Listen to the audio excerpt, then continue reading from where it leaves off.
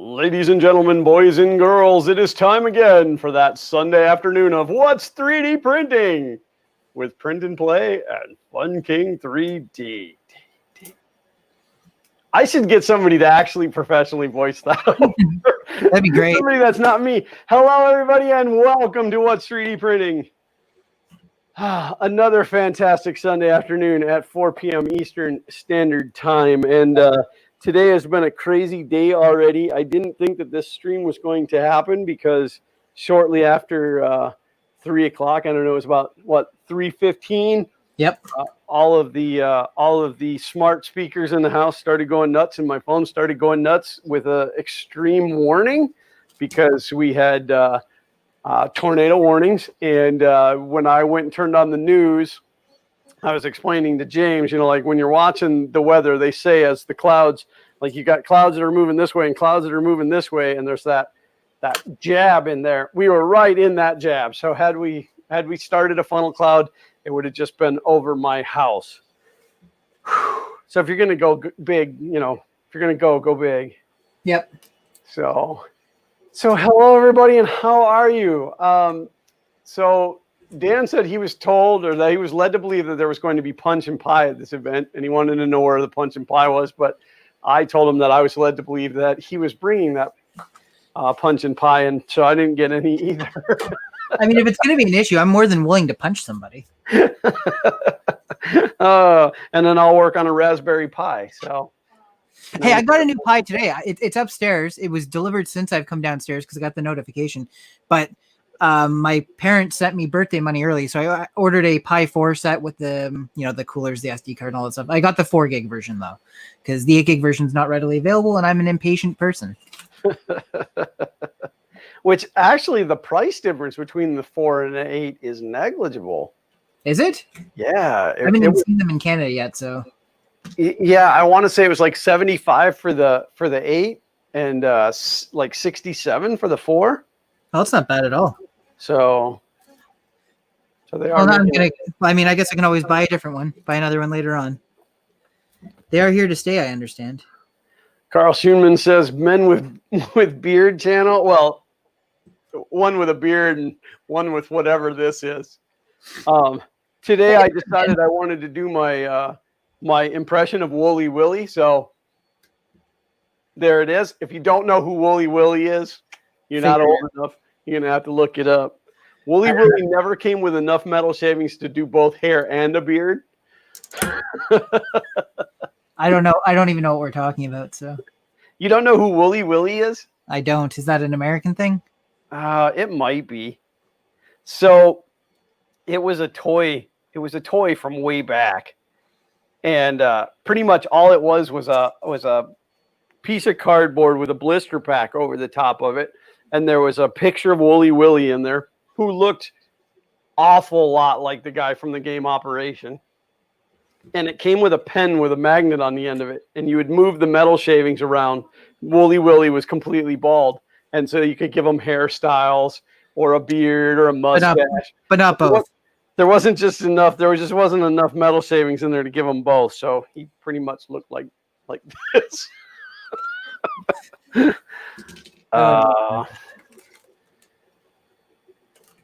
Tom Llama's in the house. I guess I could have run down the list of everybody, but y'all know who you are. We're the real stars here. So is there anybody out there that really needs that recognition of me saying your name? I mean, not like I'm big. Oh, I heard Xander mouthing off over there. Yeah, he's mouthy over there. So can we officially announce what's coming up? No, because I don't have final confirmation that's okay. That's good. Right. So the announcement at this point is there might be an announcement coming up soon of something really big. I mean, it doesn't have to be a huge surprise. I guess we could talk about it and say that this person is tentatively scheduled. It's up to you. Yeah, it's kind of a big deal. He's kind of an awesome dude. I personally am used to disappointing people. So if we tell them yes and then it becomes no, that's fine with me. Yeah. Can I make the announcement but then completely screw it up? Be I wouldn't have it any other way. Steve Watson from Star Trek is going to be on our show. Oh, Watson's the AI from IBM, right? I don't know. I just completely made that up. It was a joke. I was playing along with it. Oh, sorry. See, I'm not very good at messing stuff up either. No, you did a supreme job of messing it up. Carl Schoenman said Fun King box is happening. No, man. Two reasons why that would never happen. One, I don't want to. I don't want to do anything 3D printing as a business because then I'll hate it. 3D printing. And two, I would never, not that I would be competition, but I would never want to go into competition with a company that I love as much as MakerBox. You know, if I was going to do something, I would want to do something that is not where I have like no ties to it at all. You know, like I can never become a filament manufacturer because there's too many filament manufacturers out there that I absolutely love. So then, you know. There's a few you hate as well, though. Oh, there are some that I hate. One in particular, but they're out of business, so it doesn't matter. Is that Maker Geeks? Yeah. More like Faker Geeks. You know, in fairness, I don't hate them. Like you just glad that their service sucked really bad, and I didn't like their filament, but. And they were horrible people, and their faces sucked. But other than that, Dan says MakerBox does not do a tools/accessory only monthly box. No, that's true, but that would be a hard box to do, just a tool. And the Fun King box is technically a candy box with one surprise filament in it. And the big surprise is it ends up being the exact same filament every single month. Yeah. It you can kind of see it. Oh, I'm trying to get to the point where I can point at it. You can kind of see it poking up right there above the FK1. Yeah, well, whatever that filament that I used in that joke, in that skit, I don't even know what that filament is. I don't know where I got it from. I also don't know how I just scratched my knee open, but I'm bleeding. Just weird. I mean, it's not that weird for this stream. No, I guess not. It's the Fun Injury 3D stream. That's why we all used to watch Nellabean, was to see how he was going to bleed in each episode. But no, I just found that. I found that sample laying around in a Ziploc bag, and I'm like, oh, this is the sample I'm going to use. I don't even know what it is or where I got it from. And it's not even like a full sample of anything. It's like somebody's leftovers that they just gave me. So, and if it was you, it's not that I don't appreciate it. It just, I don't know what it is. The filament will be Fun King Yellow. Yeah, it'll be the end of every roll. Every time I get to the end of the roll and it's just a little piece left. There's next week's sample or next month's sample for our one subscriber. You get a 1 centimeter sample of whatever I had left over. Hope you've got direct drive. whatever, like as my subscription count grows, like if I only have one subscriber, they get the whole leftover piece. And then as the subscriber count grows, you have to divide it up. Learn to share. You'd be like somebody pulling out like just a little millimeter piece. Man, I remember when I was by myself. I'd get enough to print 1/10 of a Benchy. Demon Jester said, "Did anyone see my first post?" No, sometimes you gotta shake us a couple of times. I got a question for everyone. In fact, let me find it so that I can put it up on the. I always forget that I can do this inside of here. I got a question for everyone. I ordered an Ender 3 from Creality 3D, but never got it. I have a dispute with UPS, and so do they. Do you guys think I lost my money, or will they send it to me again? Creality is not a shady company. I mean, they do some shady things. And I don't even think that that's intentional, but, you know, just as a Chinese company, the whole thing with the firmware and all of that. But I don't think as far as business practices go that they're out to get you. And also we should caveat that Creality has gotten better with the firmware and stuff like that. They've kind of made peace with the community, I think. That is true. That is true. So, but if you want to send me an email at Glenn with 2 N's, GLENN, at funking3d.com with your contact, I will send you the contact that I have for Creality. I'm not saying it'll work for you. I'm not saying you'll get anywhere with it, but it'll give you somebody directly to contact. And I mean, I have met the CEO of Creality in person. You know, that's my big claim to fame. I thought your big claim to fame was being friends with Joel Telling, the 3D printing nerd. Oh, no. Him giving me a piggyback ride. But no, if you'll send me an email, because otherwise, you know, like I won't remember and I don't want to put it out publicly, but I will send you that information. It's not, the information that I have isn't secret information. It was a business card that I got when I met them at Earth. So, but it might help you. So, and it might not. It may do absolutely nothing for you. And you'll be like, man, that guy was going to help me and he didn't do nothing for me.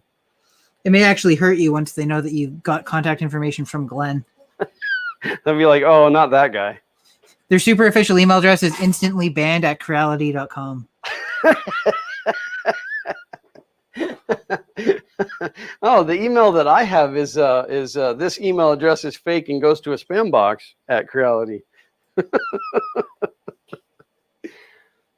Oh, let's see, what else have I missed? I know I missed a whole bunch of it. So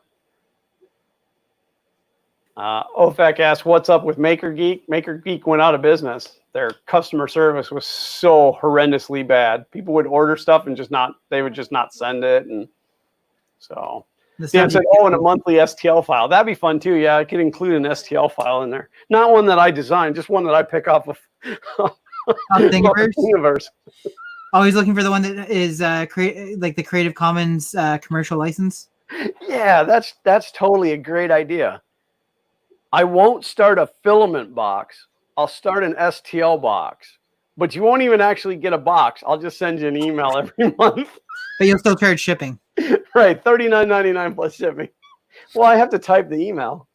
That's true. That's the shipping and the handling.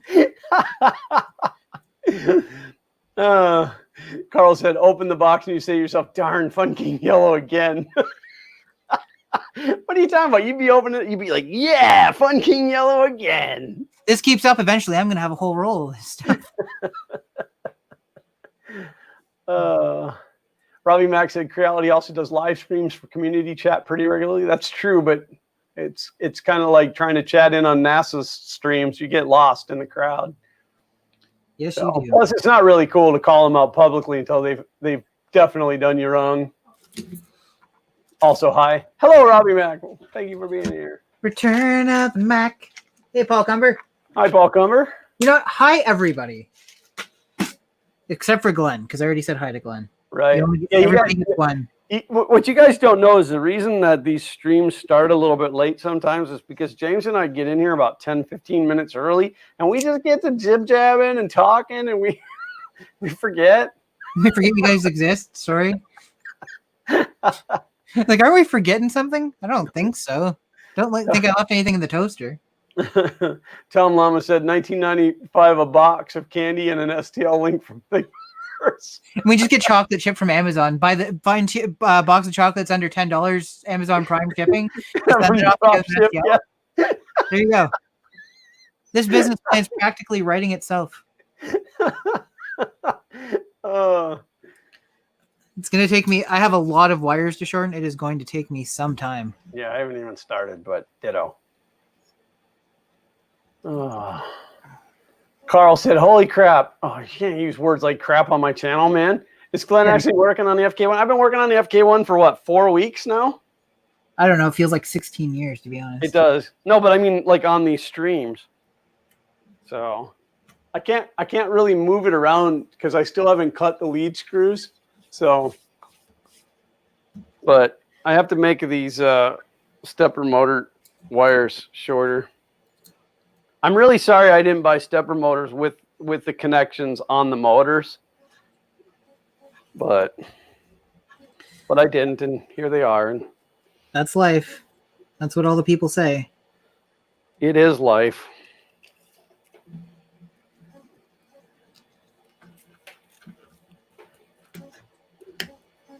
Again, the downside to doing projects during the streams is that I miss out on chat. I should come up with I can bring my tablet or something so I can put my tablet in front of me and watch the chat. That sounds like a viable solution. Does anybody else feel bad when you've got like you've bought, say, for example, here stepper motor cables, and they're too long, so you end up basically cutting and splicing them together or whatever to shorten them? You're like, I should just bundle these up somewhere, but then like, so you bundle them up so that they're easier to use later, and then you never reuse them, so it ends up just being this extra waste of. Well, that's it. I mean, chances of you taking that motor off of that project and moving it to another one is pretty slim. Also, the cost of these stepper cables is like, it's like $10 for a set of 6 or something like that. So it's not like it's right. I mean, unfortunately, in my case, where the wires are connected to the motor, there's nothing I can do. I'm kind of stuck. Oh, like they're permanently connected to the motor? Yeah. Gotcha. I was like, when I went looking for stepper motors, I didn't even know about LDO at the time, but I had a hard time finding a stepper motor that had the right ratings, like the right specifications as well as good ratings. So I ended up just buying the ones that I did, and they seem to work fine. I'm not disappointed in the ones that I have, but I kind of had to settle for not getting the kind with the connection right on the motor. The printer I'm working on, before anybody asks, I do not know what model it is. It's one of these printers that was released about the same time that Creality started hitting their stride, and everybody was trying to cash in on the extrusion-based printer craze, which I guess is still technically going on. Yeah, that is definitely the current go-to. So it had a number of issues, and then on top of it all, it had one of the external boxes, like the CR10 had. So I've spent the past week designing and printing parts to mount all the electronics under the bed, which I think you can kind of see here. So like the MOSFET's over here, main board's here, power supply's in the front, and then off in the front here that I don't think you can see, the control screen's like up on an angle. I guess I could probably enlarge the other view. Let me see. Everything's a mess on my desk though, because that's life. So yeah, you can kind of just see the screen mounted here, and then power supply, main board, MOSFET. It's got a heavy duty MOSFET. The MOSFET's like this big. So that's what I'm working on today, because this is, I think, the only free time I've had for project work this week, other than designing some parts on my lunch break so I could keep the printing going. I think that I am out of the size wire wrap that I need. Whoopsie poopsie.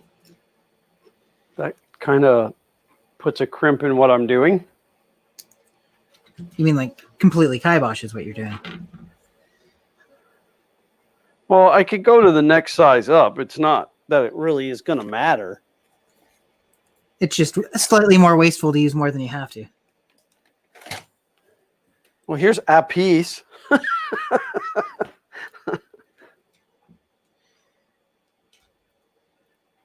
So you're doing oh my god, what's the word I'm looking for?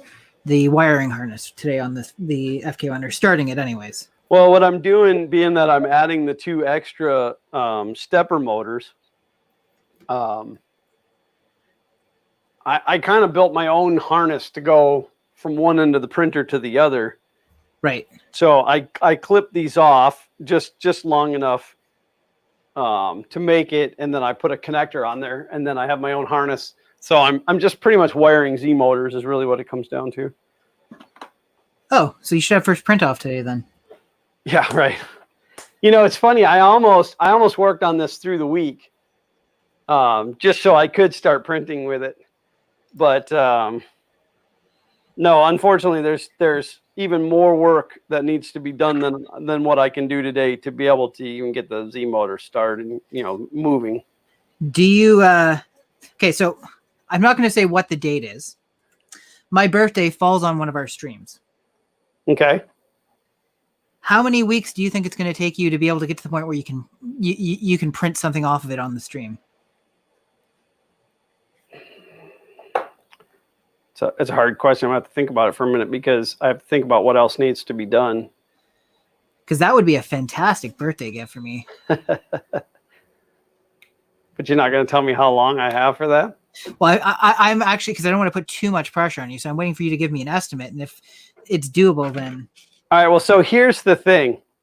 Because I like to have projects to work on during these streams, yep. I generally don't do too much with this thing during the week. Oh, that's fine. So I'm trying to figure out, like, in these 2-hour increments, like, will you need one more stream after this, 2 more, 65,284, 65,335.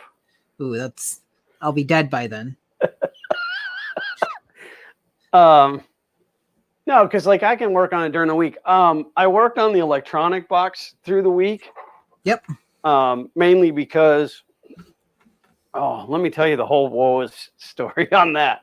So, I started printing it last week, right? Yep. I remember on the your Mark 2.5. Right. So I was printing. Everybody's like, oh, look, Glenn's printing. This is how far I got on a box that's like 40 millimeters tall. It failed? Because I opened my mouth and I said I don't have print failures. So now you have nothing for print failures? So when I got up the next morning, the nozzle was buried in right about here, and there was some alien writing on the LCD. I don't even know what it was supposed to say. It said you didn't open your big mouth, Glenn. Yeah, what had happened was this no longer has all of its wirings. It had grabbed the wires for the thermistor and ripped the thermistor wiring right out of the hot end. Jeez Louise. So now your printer's down. Have you fixed it yet? Oh yeah, God, I had it fixed that afternoon. So, but you must be. Oh, sorry, I'll let you finish. I keep wanting. Oh yeah, because there's lots more that go with it. So I got it all done and I printed another one. There it is, fully successful. Now, nice. I typically, when I print large things, I like to do cut sections and test fit instead of just throwing costs into the wind. Yeah, like your idiot friend James. I did not on this project. And you should have. The reason I didn't was because the tight fitting parts were exactly the same as the last electronics box I built. So I just used those dimensions. So I've already got a good base. It should be fine. Right. So when I went to put the duet board in there, the slots didn't line up with the holes. See the holes in the back there? They didn't line up. Upon further inspection of my old electronics box, I had taken the Dremel to it. So that was a 24-hour print that was useless and a lot of filament. So let me see that print again. Let me see if I can estimate how many grams of filament went into it. Well, I could put it on the scale and find out exactly, but oh, so you don't know off the top of your head? No, but it took a lot. I mean, like, I'm gonna say, if you got a scale, I'm gonna say 244 grams. This could be a fun game. We could start this as a weekly thing. We can call it "How Badly Did I Fun King Up?" See what I did there? It's a family show. Give me a second. Let me find the scale. Should we have other people guess in chat? Yeah. Because this could be a fun game. In fact, I'll try to get it somewhere where it's on camera so everybody can see. The winner gets permission to unsubscribe from Xander's channel. No. So there's the box. It's I don't even know how big it is. I don't even know what the dimensions on that thing are. It's a huge box.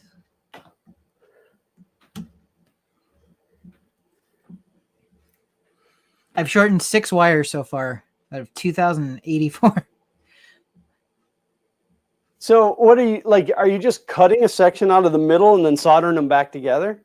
Yeah, I was going to try and dig out the JST connectors and like crimp new ends onto them. But most of these wires are going to be stationary, and I don't want to waste the money. So gotcha. I'm a cheap man. I actually don't. I don't know where my. You don't know where your scale is? No, because I keep it with my Pinewood Derby stuff, which might be out in the big garage. Well, now I'm extremely disappointed. You have ruined this live stream, good sir. Yeah, I know. It's not like the first one I've ruined. First one today, maybe.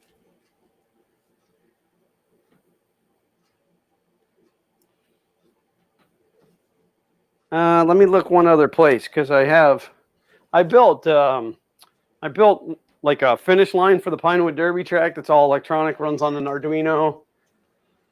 And I have that sitting out in this room, but no bag. So the bag must be out in the garage. Okay, well, go for the run. We'll wait.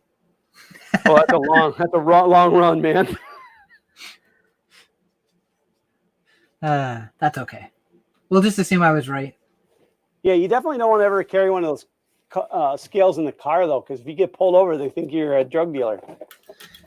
You only make that mistake twice. No, it is definitely not where I normally keep it when it's in here. So it must have ended up back out there. I guess this is the extruder wire.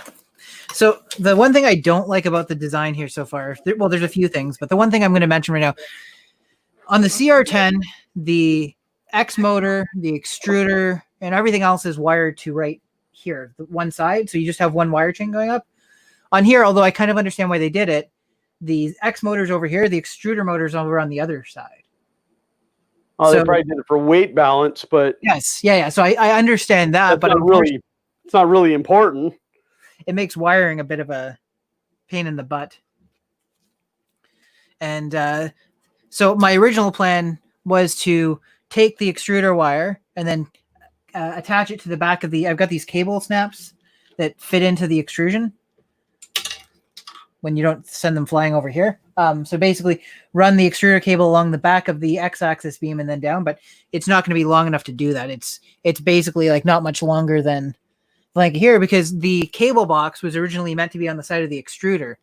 So it didn't really need to have a long run. So I'll have to give that some thought. I guess I could use this shorter one for the X-axis. That would actually make sense. Assuming it's not wired any differently. Carl said the big garage as opposed to the small garage. I actually don't call my small garage a small garage. I call it the car park. But yes, my big garage is 4,000 square feet. That's bigger than my house. It's bigger than my house. But it was cheaper than my house. Well, whoop-de-doo, Basil. It was metal buildings are like, $1 per square foot, a very affordable way to build a big building. So mainly when I bought it, because steel prices weren't crazy back then. Sorry, I have to blow dry my hair. I'm sure that is 100% true.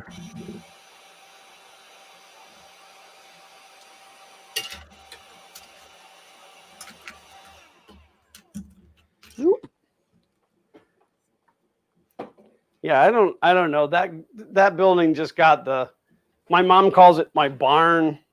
Oh no, she calls it a shed. Out in that shed of yours. I've always referred to it as the big garage.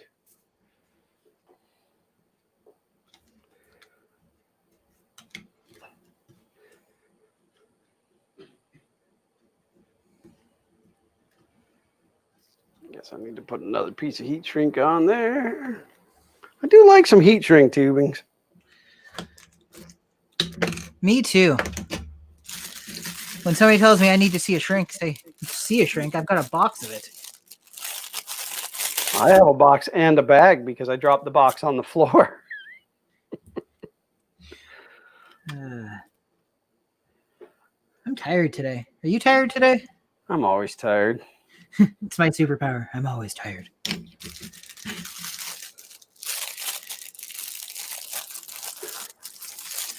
Yeah, so I want to try and get this printer rebuilt so I can free up the space and get back to my other projects. Your regularly scheduled projects? my irregularly scheduled projects because I'm not really good at scheduling things. I was doing pretty. I don't think I'm going to get a video out this week, which is too bad because I was trying to average one every 2 weeks, and that lasted exactly 4 weeks. So I bought myself a new toy this week. Oh my! I bought one of these, and it's not a real high end one. I mean, it feels nice. But it's one of these square crimpers for doing the ferrules. Oh, neat. From going under the screw terminals and stuff. I've never owned one. Typically, what I always did was I took the split spade connectors and I cut one off, and then I would stick the other one under the screw terminal. But I finally decided enough was enough, and I needed the right tool to put professional-looking ends on wire that nobody will ever see. That's not true. You'll see them, and you'll go, dang, I did a good job on that. It'll be in the electronics box under the printer, though. Oh, well, I mean, you're building it. It'll need maintenance once or twice a year. Yeah. So I ended up printing the electronics box again after I made the adjustments. I didn't print the sample, though. I threw caution to the wind and did it again, but I made sure the holes were big enough. And then once I started to assemble it, I realized that there was a couple of things that if I was going to go back, I would do differently. And then I thought to myself, well, that's pretty dumb. Somebody else is going to be doing this. So I went back and made those changes digitally. I opted not to print it again because it's about 21 hours to print it. So that's like the 3D printed printer. I've made all sorts of changes to it where I'm like, this will improve the print quality for the next person to do it, but it's not worth the $20 worth of filament or $10 worth of filament I need to do to reprint it and check it out.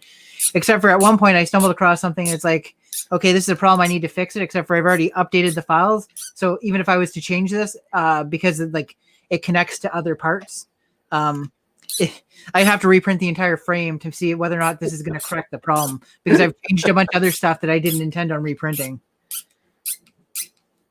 Yeah, it'll be all right. Somebody else's problem now. Yeah, well, and then after that, I went to print the lid for the box and ended up with a layer shift, which I haven't had a layer shift in forever, and I don't even know why it did it, but it shifted like not even a millimeter in, but completed the print anyway. I don't know if you guys can see that. Oh, it's so the bottom of it looks beautiful where the texture is. But none of that gets thrown away. It all gets put in the oopsie box so that I can see how much filament I wasted through this process, which is surprisingly not much yet. When I look at the amount of filament that I've wasted, it's everything I've ever done. I see what you did there.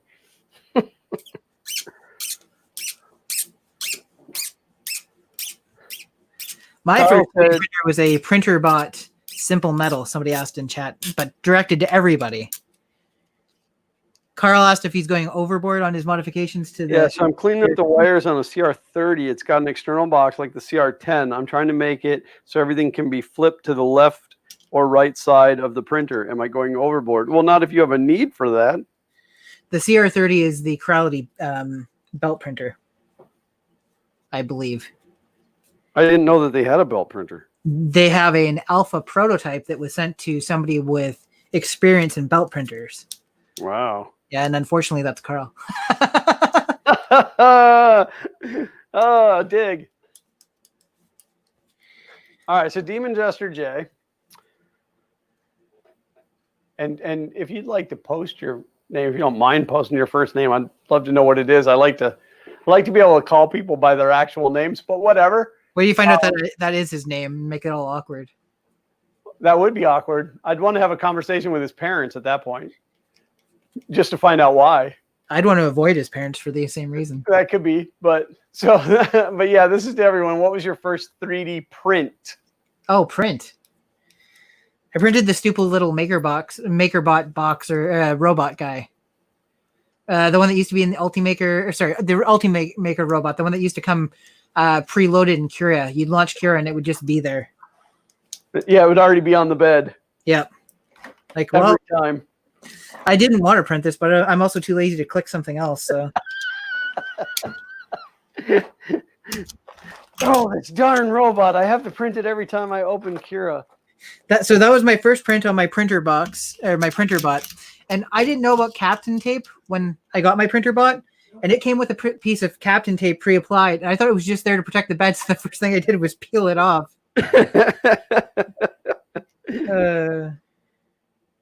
I actually still have my first print. I think mine might be in the pool shed because that's where the last time I saw it. I don't remember why it ended up out there. I say that. Which one of these was the first print? Was it the Chinese chess piece? Okay. I had to ask the kid with a better memory than me. So that's my first print ever. And that came off of the AM8. And the only real issue it had was there was ended up with a step in it, but it's a Chinese chess piece. What did the box come off of? Chinese chess, is that like Othello? Was that off of the E12? This one. Oh yeah, I wrote on the bottom. I know exactly what it was off of. I know you used to like me, Carl. That's why I said it. I needed to fix that. Nobody can like me. I have to be the non-stereotypical, unlikable Canadian.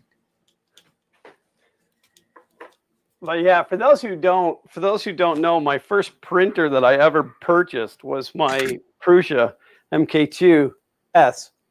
But the first printer I ever got was the ANA A8. Because it shipped to my house in like a week, and the Prusa took like 9 weeks. And that was pre-COVID. Yeah, well, but that was they were on huge back order back then because of demand. They didn't have a 500 strong print farm or whatever they're up to now. It was just one guy. They call him JoJo. It's just one guy now. Joe does everything by himself. Didn't you know that? Ever since Shane left? He's the janitor and the... Didn't you ever see that video that they did? Because our buddy who claims that you can't be an engineer and use zip ties said that nobody really works for Prusa, that Joe does everything. Oh, is that... Don't say it. Okay. I like to refer to him as tinfoil guy. I'm not giving him any credit. I will give him credit. Some of the stuff he has done and some of the stuff he's come up with, I thought has been genuinely well done. Yeah, I have a hard time watching his stuff. There's just something about him that grates me wrong. I watch his videos on the stuff he does to his printers. I do not watch the conspiracy theory videos, and that is just fine. Oh, maybe that's the problem. Maybe that's the only ones I'm watching.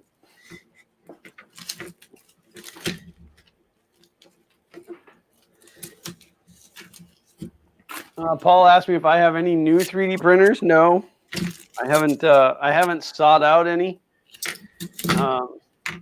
I've been offered a couple that I didn't take just because I don't have time to deal with them.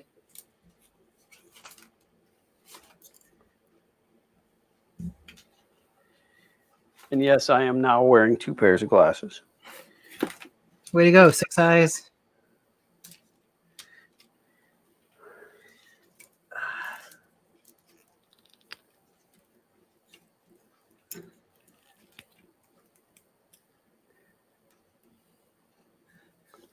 The problem with doing these JST connectors and stuff is they're so small. And even the amount of wire you have to strip off is so small. Yep. I'm going to answer Carl's question seriously now, even though I think he's just joking when he says that he's not happy with us. I think if you can't eliminate the box entirely, having the option of placing it on the left or the right is a very helpful thing. I've certainly had situations where with the CR10s, having to place the box always on the left-hand side ended up being a pain. See, now when I read Carl's comment, I can hear his voice say, "See, will I ask your opinions again?" Oh, absolutely.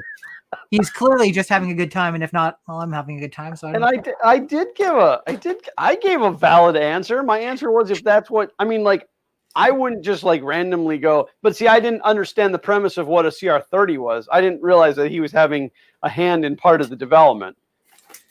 Yep. I thought he had just taken a printer and was modifying it so that it could go on either side. I didn't realize. You didn't realize the whole thing. I did not realize the whole scope of the situation. So now that I understand the scope of the situation, Carl, kudos to you for thinking enough ahead for the next guy. Yeah, kudos to you for doing Crowley's work for them. Because honestly, most people who designs it wouldn't consider stuff like that. I would say to you, though, instead of designing it to go on each side, design it so it doesn't have a stupid external box, because I hate them things. But that's just me. I too hate the stupid external boxes. I have modified 2 out of my 3 CR10s no longer to have them. And this printer here has been modified to no longer have a stupid external box either. Yeah, it's just the only printer I had that had one was the E12 Taserface, which, as most of you know, I had an issue with that printer anyway. The external box wasn't its biggest downfall. But as I understand it, Tom Llama now has that thing printing pretty well. Tama the Llama.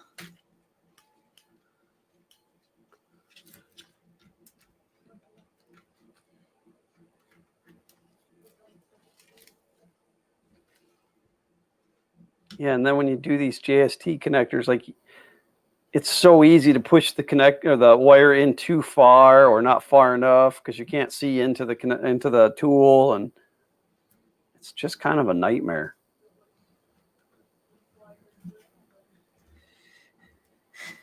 Carl says at least they asked for an expert opinion. That is true. I mean, I really want to make another backhanded comment, but I feel like Carl's fragile ego probably couldn't take it yet. So yeah, he is pretty sensitive. He doesn't have much of a sense of humor, and he can't take criticism very well. Nope. That's it. That's the one. That's the comment that's going to push him over the top. He's going to go jump off a bridge now. Whoa.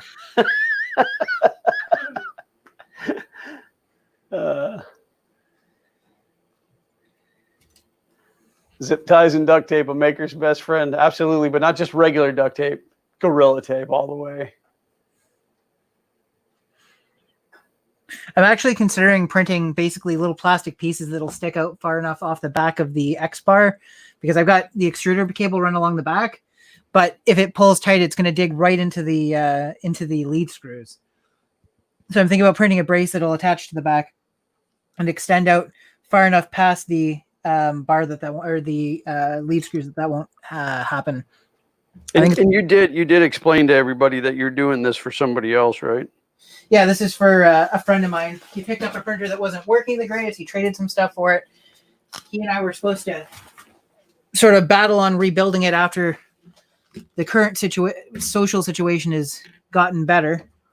But with my wife having a compromised immune system, for us, we'll be sticking mostly to self-isolation until vaccine exists. I have a fun story to tell about that. Not about your wife being in self-isolation, but I was going to say, you might need to go on sensitivity training, buddy. Let me tell you a story about your wife and being stuck at home. No, so, Google sends me this email every month, and with a link to show me on Google Maps where I've been for the month. Like, it shows my routes and stuff. Yep. So I got the one the other day for May, and it comes in, and over on the left-hand side in the list, it says locations 1. And it's my journey from home to work, which is the same place. So, like, it's just a dot on the map. I didn't go anywhere for the whole month of May. To most people, that would be sad, but I find it to be achievement unlocked. Yeah, quite awesome. Achievement unlocked, living your best life. Now, I did actually go 2 places just this week. I went out Friday night. It was my wedding anniversary Thursday. Oh, congratulations. Thank you. Yes, she's tolerated me for 15 years. Yeah, so I went and picked up and picked up dinner from a local steakhouse, and He's kidding. He got Arby's steak sandwiches. oh, that would have been a good idea too. But no, well, I told the kids, I said, listen, your mom and I are going to have dinner together tonight, so you guys are going to have to, like, I said, I'll get you some dinner, but you're going to have to eat upstairs away from us and let us have a night to ourselves. And so Xander's like, well, what are we having? I said, I'll probably get you McDonald's. And he's like, okay. And so then I'm going on. And I said, yeah, I'm going to get us Texas Roadhouse. And he's like, what? Can I at least have some of the bread? But no, so I did. I went out Friday and picked that up. And then I had to go yesterday and get cat food from the pet store. Just, like curbside pickup. But cats like to eat for some reason. But that's twice that I've gone out in 1 week, man. It was weird. We live in strange times where going outside is almost possible. No, I don't want that. I don't mind staying in. Actually, you prefer it. We all know it. I really do. When I was talking to the doctor about my social distancing before all of this started, and they diagnosed me with social anxiety disorder, and borderline agoraphobia. And I thought, wow, it's not really that bad. But now that we've gone through all of this, I really like staying in. So you're just gonna embrace it. Yeah. I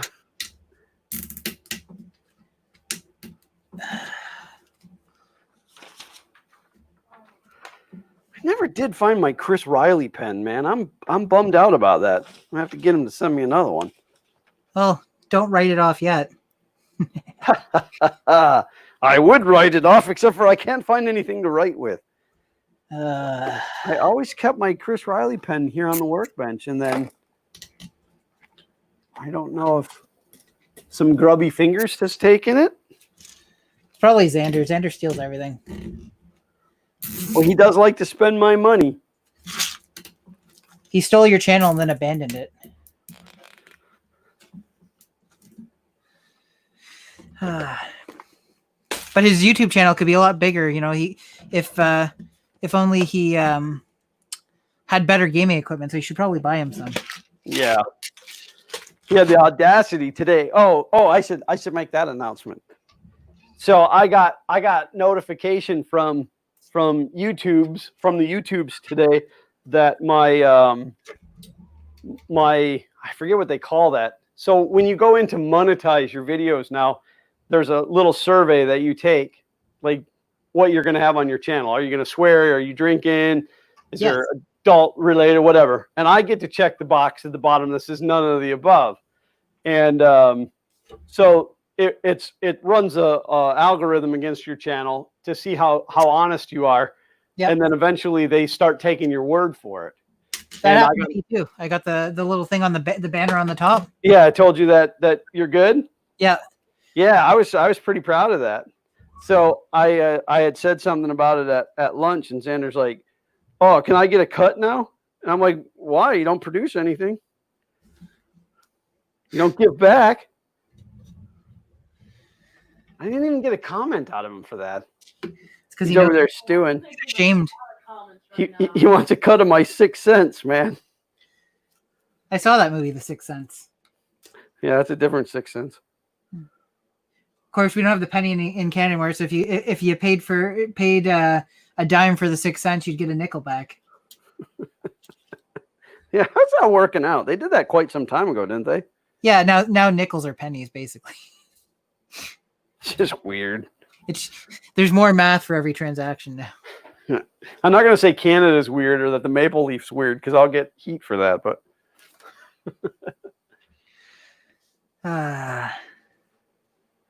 my 3D printer problem is small stepper switches.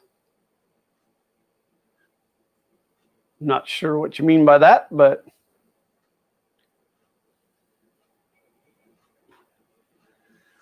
3D print Viking in the house. I want to see how many people we have today because I don't think anybody's stealing our views today. Now we got 30 watching right now, but wow, that's a lot of desperation. That's a lot of people with nothing better to do. All right, I got to blow dry my hair again. This isn't real loud when I do this, is it? I don't know. Is that loud? Because I can mute. Not too bad. I can mute. Yeah, just mute yourself and then leave it that way. People love that.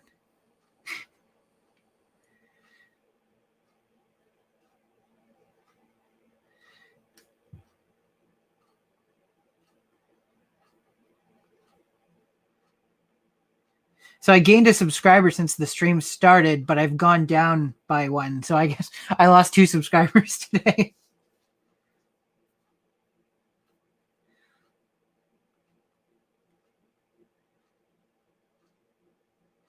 My channel grows really, really fast at like in bursts, and then it pauses, and then it goes down, and then it'll jump again. It's not constant. I'll have days where it's like every single day is 3 or 4 subscribers, then nothing for a week, then it starts to drop.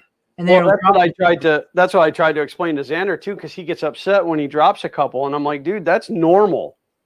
Like, it's just gonna happen. Yeah, and I mean, if people are unsubscribing from me, I mean, what chance does he have to get through stuff without people unsubscribing?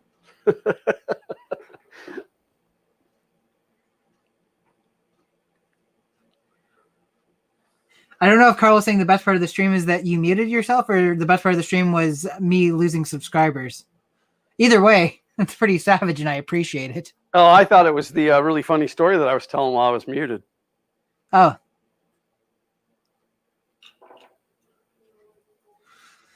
Oh, but Dan, you'll get to 100, then you'll just want to get to 1,000. Well, you'll get to 100, then most people have to go from 100 and want to get to 250, and then they want to make the jump to either like 500 or 1,000 from that point. Then they just want to get monetized, and then they get disenfranchised with the entire thing and quit.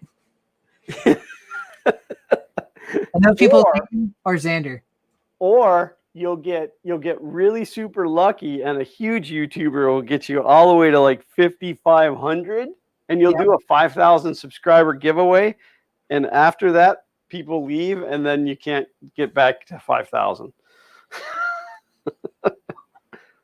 Joel responded to one of my messages on the Twitters. I just have to send him a quick message. I guess that's acceptable. Was the message quit streaming while we are? Yep. They said we're cutting into their time.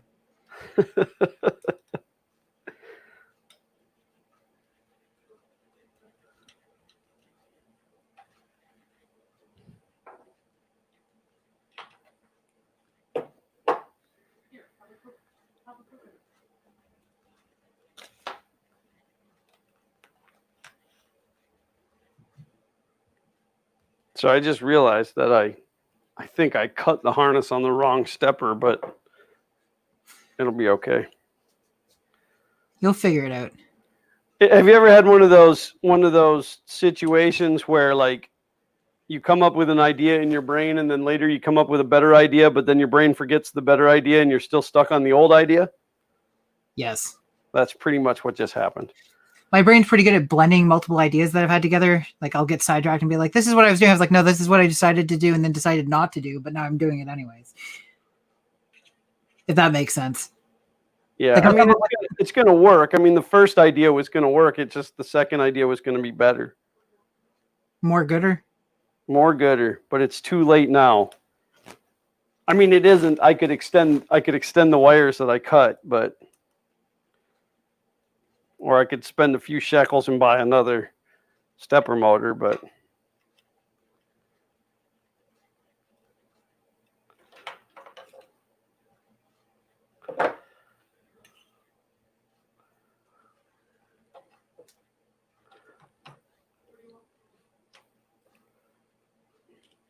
But you know what? It's all going to be okay tomorrow.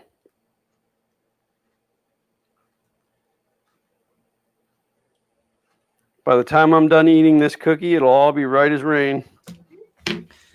Okay, Neo. And don't worry about the vase. You know, I still love to go back and watch that video that somebody had remade with that, where she was cutting wind. Oh yeah, it's just fart. You think that is air you are breathing? Oh, that still makes me laugh hysterically. Can't imagine why. Nothing like doing a live stream and not even being on the camera when you're doing it. I've got an arm on the camera. There's actually a delay because the camera I'm using to stream me working on the printer is the one I actually use for recording my time lapses on my Octopi setup. And so there's the delay because I'm streaming it from the Pi. I'm not streaming it from my computer. Oh, so I got you. Yeah, so like here, I'm moving my arm to touch the bed now. Wow. That delay. Yeah, that's a pretty good. Pretty good. It doesn't matter for stuff like this because you can't tell, you can't see my face. I'm like the Wilson of this home improvement. Heidi ho, neighborino. That guy died. That's sad. Did he? Yeah, I think cancer. Huh. Probably from all the chemicals in that pressure treated fence he was standing behind. Sticking with it. Yeah, he had his nose stuck up in it.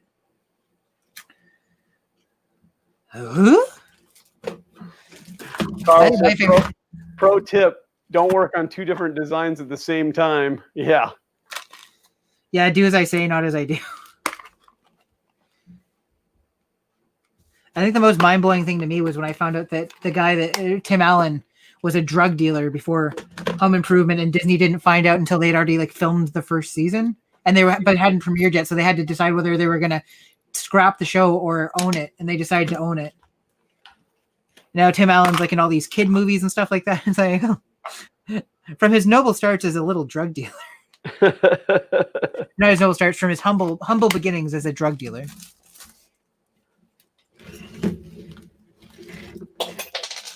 That's fine. Things are just falling on the floor as I slide this across.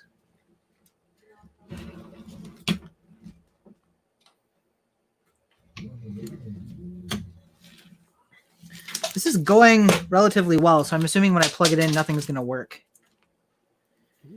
Or worse, catch fire. Catch on fire? I mean, at least that's something, right? That's views. That's views for your channel. Right. At least stuff was connecting, man. Connected. These little clips, they're on Thingiverse. I don't have the... I'm going to put it up to the camera there. I don't have the URL for them handy, but they snap into any extrusion. So you look, they've got the teeth, so they pinch. Sorry, the delay is screwing this up now.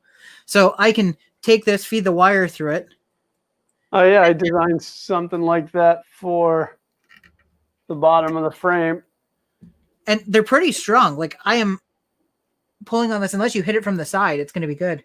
Yeah, exactly. Now, those ones being, because the first one I designed was real thin. See how these are real wide. But the problem was they would pop out.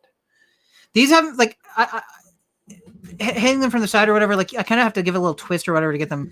I'm not saying that they're the perfect permanent solution type thing. Yeah. You're still better off having for the one for the bed, which you can just see down here. I designed one that's got a spot to cable tie the wire for the bed, and then takes two M4s and bolts on using the hammer, the hammer nuts. Yeah. Or the T-nuts, I guess. And that works out pretty good. Bed cables are such a tricky thing when you got a moving bed like this, where you need to keep enough length in it, and you got to make sure. So trying to make it so it doesn't rub against the MOSFET down here, and isn't going to bind up on the motor. So I seem to have gotten it so it doesn't touch anything. So we're gonna call that good. I don't know if it's up to Carl's expert engineering standards, but only if he uses a zip tie. You know what? Full confession, I really like Carl.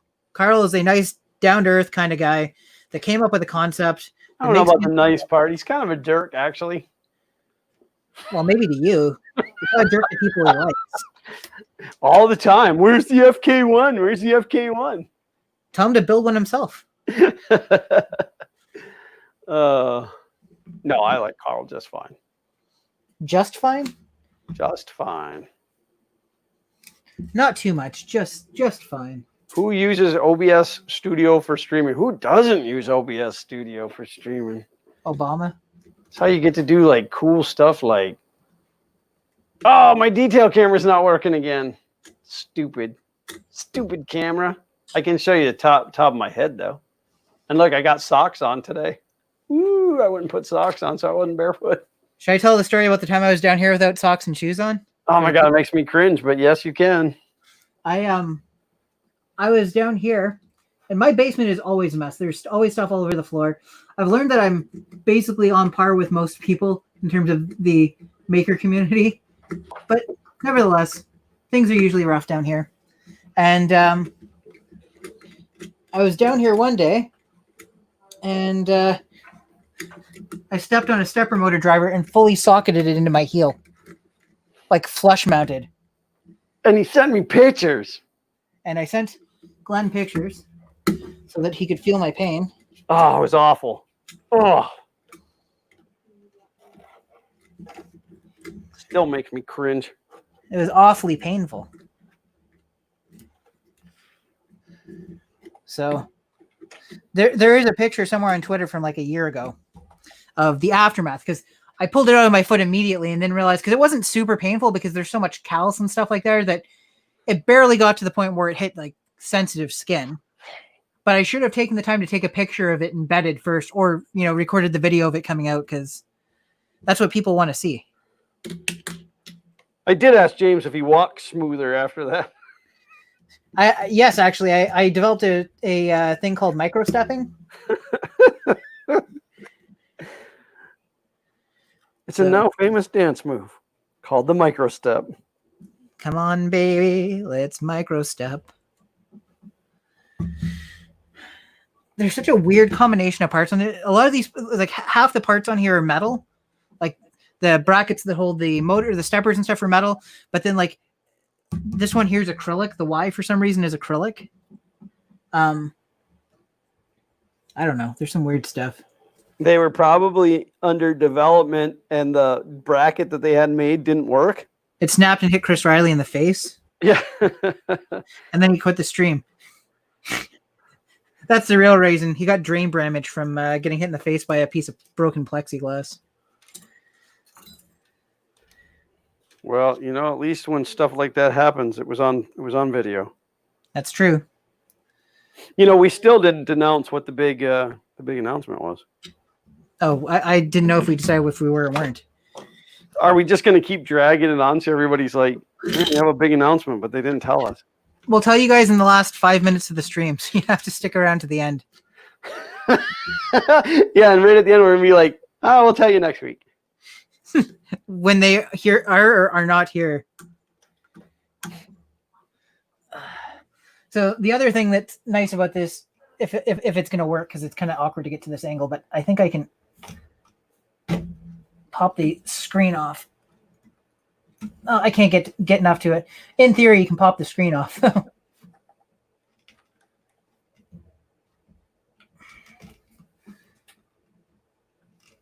I just can't angle myself enough to do it from here.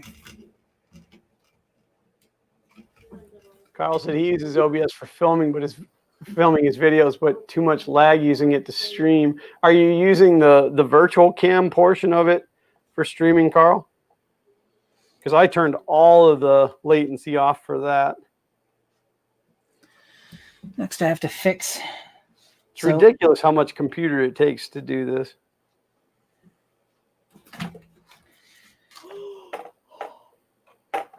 Oh, I just heard Xander gasp. Yeah, it's really loud. And obnoxious. He wears headphones that are pretty noise deadening, and then he has them up really loud, and so then he like screams into the microphone all the time. That's why nobody likes to play video games with him. Or be seen with him in public. Oh wait, that's a different reason. I don't know if he's listening to me right now. I'm listening. Oh, he's listening. Hi, Xander. I love you. No, you don't. It's not very nice. How do you know he doesn't? No, he's right. 100% accurate. You got to give a kid credit when credit's due, when he figures it out. I need a hobby saw, and I don't have one. I used to, and I don't know where it is anymore. I don't think I have. I mean, I guess I could just scrap this hot end as is. I just kind of, oh, that sucks. I just cut the cable or the Capcom tape that binds the what do you call it? The thermistor and the on the hot end. and then realized that I'm probably not going to reuse the the heat cartridge. I don't know if this one's going to be long enough though. This is one of the snags because this thing's got needs so much movement distance.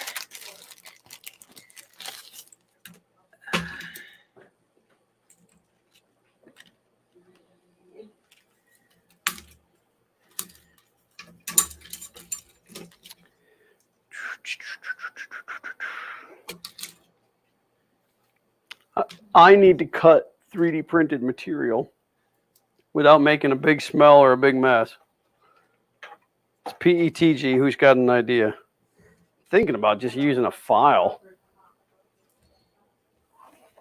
I just got to file a notch out for the fan wires to go through. It's one of those improvements I came up with after the fact. Of course, of course. So if I put this all the way over to the side here. All right, I'm gonna mute myself.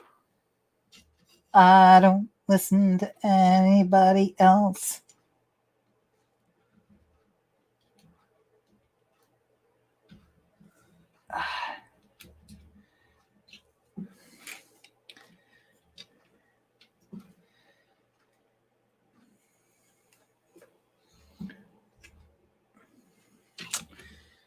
Well, that's unfortunate because that's not long enough.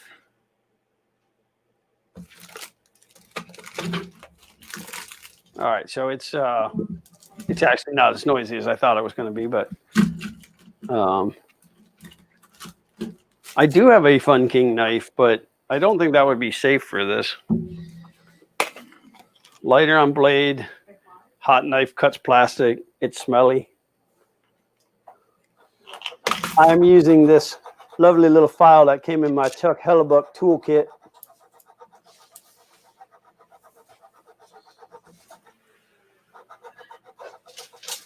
Oof. Big oof. That's too And then, big. you know, as much lighting as I have in this studio, it's really not enough for working.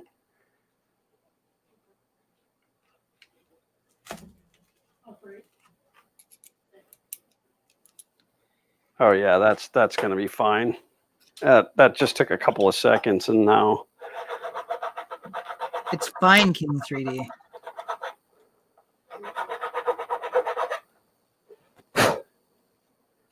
And again,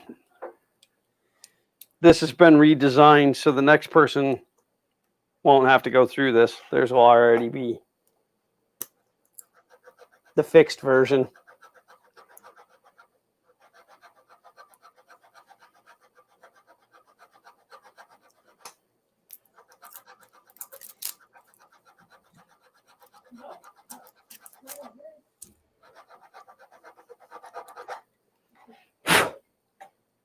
Yeah, that didn't take any time at all.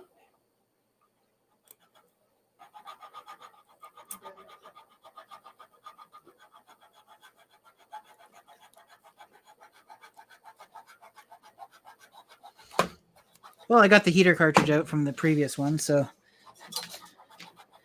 that's good news. I wonder what its length is like compared to the new one.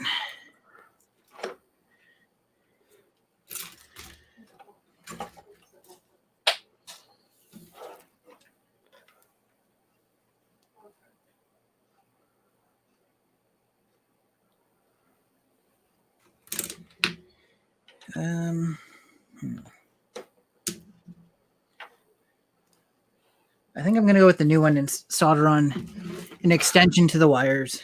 Did I just hear Lion King 3D? No, I don't think so. In the circle of my roll of filament.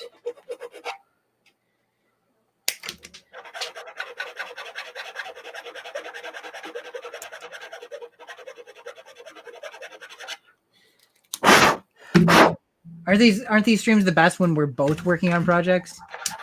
Well, yeah, that's kind of what these streams are all about. I mean, it's how the whole FKB thing started. And then ended. Well, that's because Chris and Walter don't like me anymore. I mean, it's just because they got to know you. It's because I was getting too big for my britches. When I started demanding only green M&Ms in the green room, they were like, "Oh yeah, we've had enough of you." The more we get to know you, the more we wish we hadn't. So this is not a plug for this company. This was just some random screws that I bought off of Amazon. They're made by this Fuller Craig company. I have boxes of those. This particular screw set and this particular screw set, you see, they both came in these nice organized containers, but these are all 16 millimeter and these are all 10 millimeter, but they still come in the same separate containers. Yeah, that's weird, isn't it? Must be like the only container they have. And then they're too busy to take out the little dividers because they are, at least half of them are like removable from the thing. So they could save the little bit of plastic and they're like, nah. No, these are all molded in. Are they? Yeah, on mine, half of them are molded in and then half of them are removable. I didn't get no cool removable ones.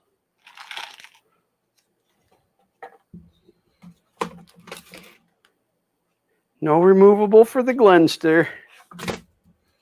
Must be a Canadian specific feature. They feel if they don't give you removable inserts, you'll whine. Sorry. I'm going to take heat for that. I shouldn't have said it. Well, I guess it's not preface it at this point, but should I follow that up by saying I love Canadians? That's why I pick on James. You love a Canadian, and his name is James. Well, there's a couple. A couple Canadians that I'm quite fond of. No. Just no, me. Just you. To heck with the rest of them. I mean, heck's a pretty strong word. We don't really say that type of stuff in Canada, but I would wish them all good day. Good day, sir. Good day. I said good day. I like how I'm always like my soldering iron takes a couple of minutes to get up to like the proper temp and stuff like that, which is I think pretty standard unless you're using one of the like, butane ones or whatever. But I'm always like, I really want it to be heated right now, so maybe I'll check it, even though like I know it's not going to be warm enough to melt solder. Oh yeah. I'm the same way. I really want it to be. Well, maybe it got hotter faster this time. Let me just check. I'll just connect it to 220 volts instead of 110.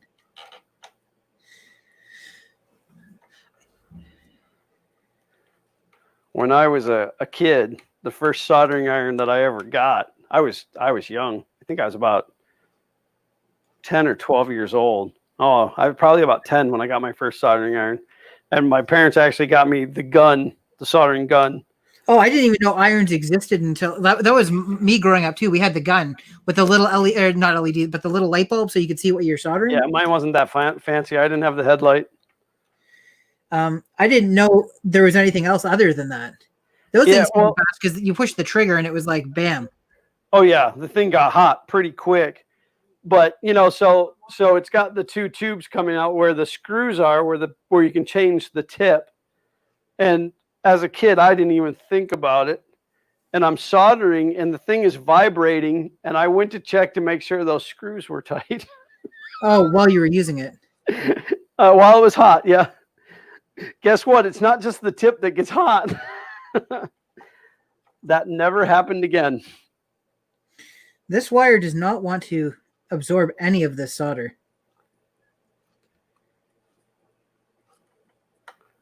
That's not good. You don't suppose it's pure aluminum wire.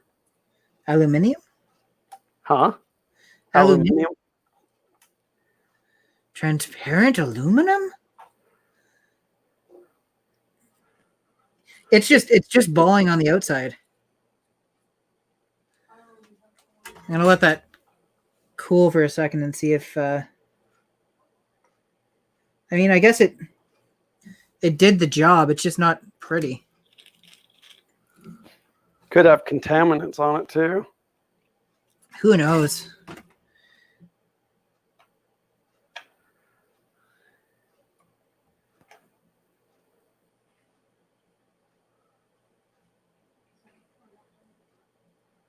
Why did that censor that comment? I didn't see it. James Miller posted Fuller Craig trademark of Kunshan Duong hardware. I don't even know how to say that, but they are definitely made in China. But it was kind of weird that filtered that.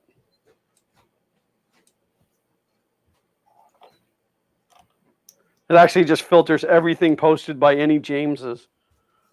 That's fair. Jameses are non-trustworthy. Oh no, it's not that. It's just that James's make such great comments and posts that it takes away from everybody else's. So they're like, I see. Do you really want to make everybody else feel less intelligent by posting this? With great power comes great responsibility, Uncle Ben. So you said you got a soldering iron when you were 10? Yeah. So soldering irons existed before they discovered fire? Yeah, even well before electricity, yeah. So it channeled lightning. It was just a big metal rod. You held it in one hand, you held the wires in the other hand. Funny guy. So do you remember a toy called a Stomper? It was a little truck. It was put out by the Shopper company, but they ran on a little AA battery. I have one still around here somewhere, but they were about, I don't know, this big. They were 4-wheel drive. Originally, they had these like little tiny skinny rubber tires, and then they also came with foam tires. I never could figure out why, but I loved those things. I had like 50 of them, and unfortunately, the wires would break inside of them and stuff. And so I decided that I wanted a soldering iron so I could fix mine. Well, I didn't know what a soldering iron was either, and I ended up with the gun, which was really hard to fix them with it, but I did it. And then we started to modify and put 9-volt batteries and stuff in them. So they'd go way quicker, but not last nearly as long as they should. Oh yeah, no, it'd burn the motors up. The motors were like the same kind of motors that they had in the slot cars. Yep. Those flat square. Yeah. I know what you're talking about. So kind of funny story. My brother. So sorry, story starts with my dad. My dad bought my nephews a plastic John Deere tractor that's kind of like the Power Wheel setup, where it's like, you got the. Yep. So it comes with like a 6-volt nickel cadmium battery. Okay. Doesn't last, it doesn't last for very long or whatever. Like in terms of the age of the battery. The battery lasted for a year or two, and then it. Yeah, they go bad pretty fast. Yeah, and they develop a memory, right? So if you charge them and then you don't cool them completely before you use them, or if you charge them part way or whatever, that all leads to their early demise. So. My brother's got a collection of, so that was a 6-volt battery. My brother's got a collection of RC cars that use it used to be 7.2 volt nickel metal hydride batteries. Now I forget what the voltage is on them, but it's 7 point something, I think. Anyways, he looks into the motor that's on this John Deere thing, and it turns out that it can handle like up to like 9 volts, and it's running on the 6-volt battery. So he takes it apart and replaces the wiring harness so he can connect 2 of his battery packs to it. Maybe I'm getting it wrong. Maybe it could handle 14.4 volts, and the original battery was 12 volts or whatever. Anyways, all this to say, he found out that I think if he connected 2 of his battery packs together in series, it would provide more voltage to the motor, but not more than it could handle. And the battery packs from his RC cars actually lasted way longer than the original battery packs. So now they've still got this thing going. The batteries charge way faster too, because the old battery was like a trickle charge, so you had to charge it overnight. Yeah, the chargers that come with those things are garbage. Yep. So yeah, pretty neat little project, and it goes like snot now compared to how it used to be. Yeah. By the way, they're like insanely, incredibly stupid fast with 24 volts going into them. Luckily, they don't make it very far off that. No, they don't. They don't last long. It burns the motors up. But the motors in those things are the same that's in some of the RC cars as well. like, I mean, you'll find those Power Wheel ride-ons with a like a Mabushi 540 or 750 in them. So yeah, Xander had the tractor. We got him the tractor. They had a Jeep. They had a bunch of stuff, and then the last one that they had that was battery operated was a Razor. The Razor Scooter Company made a 4-wheeler that was really nice, but I just got tired of replacing batteries because, again, if you left it plugged in on the charger, if you forgot to go unplug it, it would burn the battery up, and then you'd have to buy a new battery, and it was just a hassle. So I bought him gas-powered go-karts instead, and Xander never rides his. No, you can't sell it. Oh, I bet you could get a pretty good gaming PC for the price of that.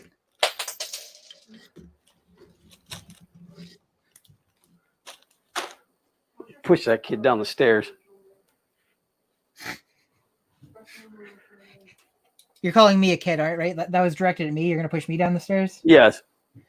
Good. Glad we established that. I'm trying to unscrew a screw sight unseen because I don't want to get up and move around the printer. Oh, I got one. Oh. I guess only one of them was attached. Everything is coming up Melhouse. I'm going to do the rest of the stream from right here. So people can only see the lower half of my face. The remainder of this stream on Glenn's side will be focused on his nipples. I'll be focused on my logo. Yeah, I'm definitely not the most organized person. That's not ever been a secret or a surprise. But for the last few weeks, because I've been ongoing with the same project, I haven't cleaned up in between. Yep. So, I just don't know where anything is at this point. Yeah, it happens. This cable got wrapped around.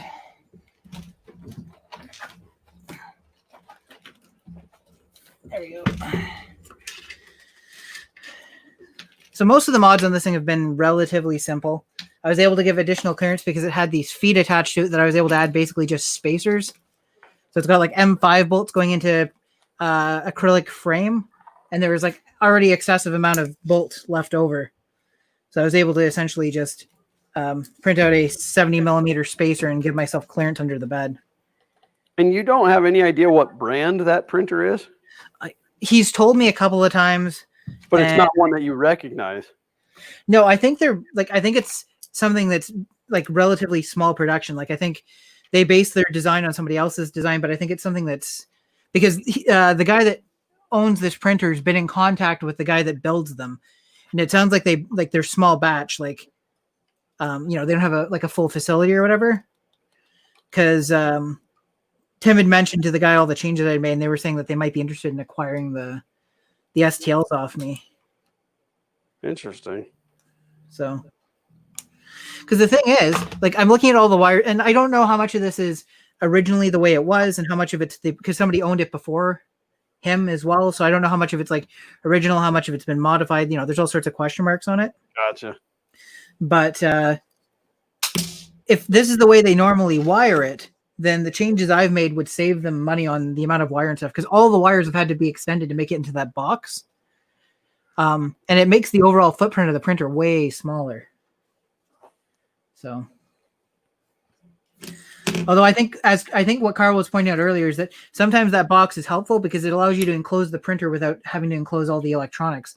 The steppers are good for up to 100 degrees C, but a lot of the electronics don't really like to run, Right. Yeah. Well, yeah. Electronics as a whole don't like heat. Yeah. So. No, I know. It's just I guess my hang up with it, if you're putting your printer down somewhere and you're just going to print on it, it's fine. My issue was every time that I went to move that printer from back here out onto the bench for a video or for a live stream, it was a hassle. And plus it took up more space, and I hated that too. I only got so much room back there. Now, which printer were you saying you gave to or sent over to Tom? Was that the ANET E10 or whatever? Which one did I bless Tom with? Yeah. Yeah, that was the E12 Taserface. Quite possibly the best printer you never kept. Oh my gosh, I hated that thing so much. Well, I mean, like when I got it, the bed was bowl shaped, and the everybody said, oh well, there's this thing that you can print out, which I have laying around still on the bench, for a CR10 because it was pretty much a straight CR10 ripoff, but it was a wedge that you could put underneath there. But the A-net used such a flimsy Y carriage that as soon as you put that underneath there, it just made the Y carriage bowed. Oh, lorsh. Like it was just awful. So, and then the Z motor, the main board had an issue. The Z driver was bad and you couldn't turn the current up on it. And so not the Z, I'm sorry, the extruder, the E motor. So the extruder would skip the whole time. And so I stole the board out of the A8 and stuck it in there to confirm that that's what it was. And it fixed it. So I knew that's what it was. But I'm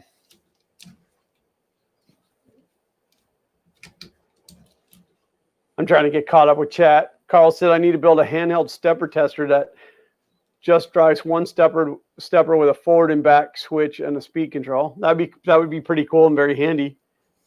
Have a couple different connections on it, depending on, so that you can connect different steppers. Tom Lama said, Taserface, the completely replaced to a Pumpkin King, is spitting out TPU like a champ. Yeah. Hey, Tom, can we have a short list of everything you replaced on that? He replaced pretty much everything on that printer. So.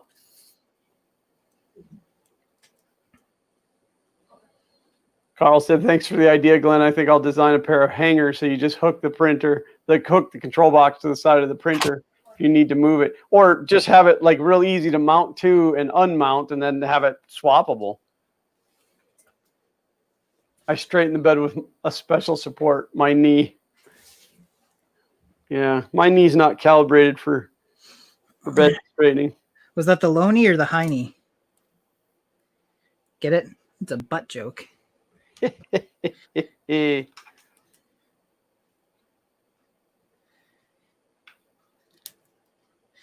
the only thing that hasn't gone according to plan, I've printed, because I don't like leaving mains voltage exposed on these printers. So the power supply is where it is, and I've printed a cap that goes over top of the, let's call it the business end of the power supply. Except for, so the first one I printed didn't leave enough room for the rollers on the Y carriage here to be able to clear it. So then I trimmed it out, and it turns out I trimmed it to like the bare minimum. So if the bed bounces at all, it's going to hit it. So I have to revisit how I'm going to do that because I don't want to have to reprint the mount that holds the power supply, and I don't want to have to drop it down any lower. But it's always something. Always something.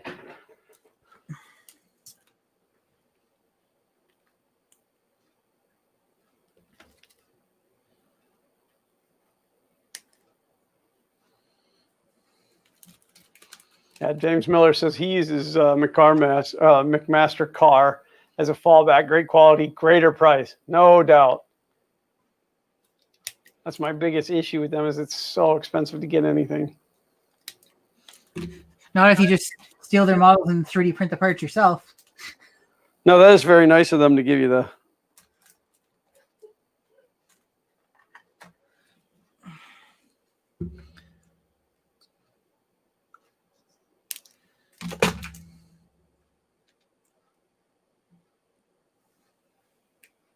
So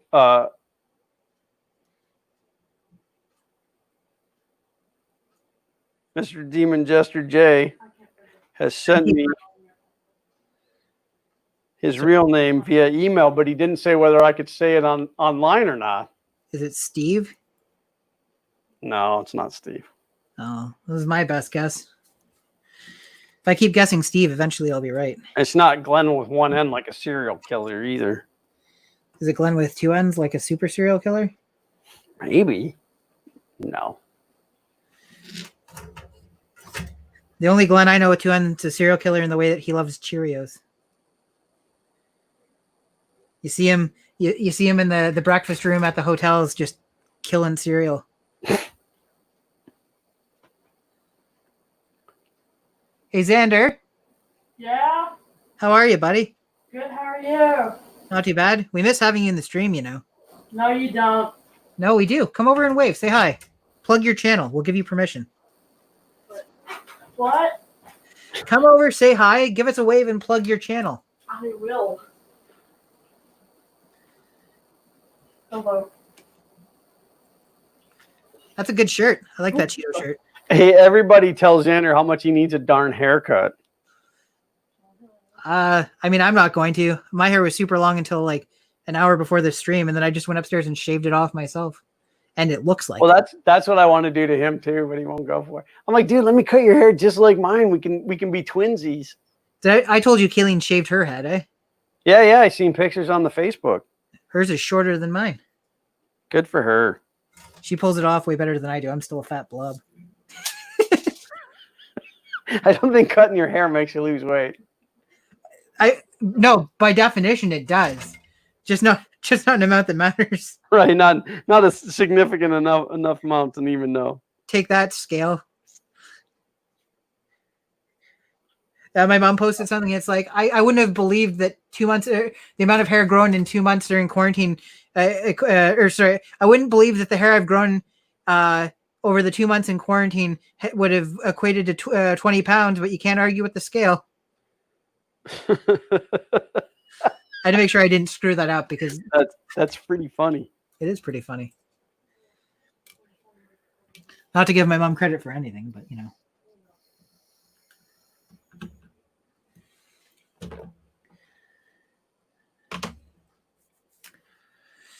I'm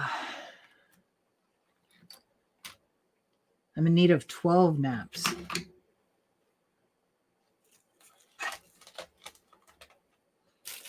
We're going at it tonight.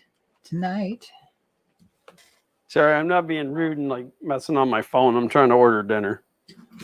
It's not dinner, it's Delicio. I'm ordering from a chain pizza place. And I have to say that their app sucks. Is it Papa Johnny's? It is. So I'm trying to reuse as much of his electronics as possible. Some of this stuff is like really weirdly kind of kludged together. So here's one of the fans, and it's like this much regular cable. You're holding the fan up behind the arm of a camera. There's like this much regular cable. Then there's this weird twisted cable, but like the way it's twisted, it's somebody's just sat there and twisted it by, with their fingers. And then eventually you get to a point where it's like folded and soldered together to another connector on the end. So yeah, that's got to be. There's no way a company did that. I mean, I say that, but it's not likely. I'll probably reuse the fan. I'll just cut it off and then I'll add a decent extension off, and then I'm gonna probably try and 3D print a bracket that I can basically have the cable chain go to. Not cable chain because I'm not putting a cable chain on it, but right. I don't know. I've got all sorts of grandiose thoughts. I need to hook up the Z-axis and the probe and I have to run power to everything. I think that's pretty much it. And I got to clean up the wiring. Like I haven't finished building it's got a V6 in it now, but I haven't finished the assembly process there. So we're getting there, but it's not like, I don't even know if we'll ever see this thing print on stream, because if it's finished, I'm going to let him come grab it. I will say, this piece here that I designed to hold the probe, because I couldn't find an existing probe mount for it. This printed on the printed printer, and it's not perfect, but it's completely functional. No, that thing's doing a pretty fantastic job. It gets a lot of ghosting on quick changes and stuff like that. That's just the nature of the vibrations resonating through the plastic, like it's not rigid enough. It's specifically on the y-axis. The y-axis is the issue. The PETG plates that I've printed that hold the bed in place, they flex. So when it changes, you can actually see the bed bounce a little bit. Mm. I may actually scrap having a 3D printed part there and go instead for like a piece of plywood or something like that, something that's readily available. Get some aluminum bar from the local box store and make like an H plate. Yeah, I could do it that way too, or an X even. Yeah. Because Well, an X, the problem with an X is one's going to be higher than the other one. It's Oh, yeah, an carve H out. plate. Yeah. Your four corners would be the same height.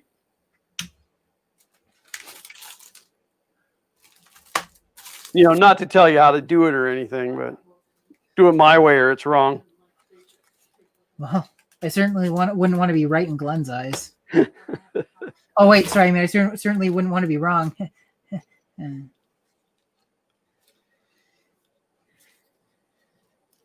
Glenn's the expert. He lied. Would you like no contact delivery? Yeah.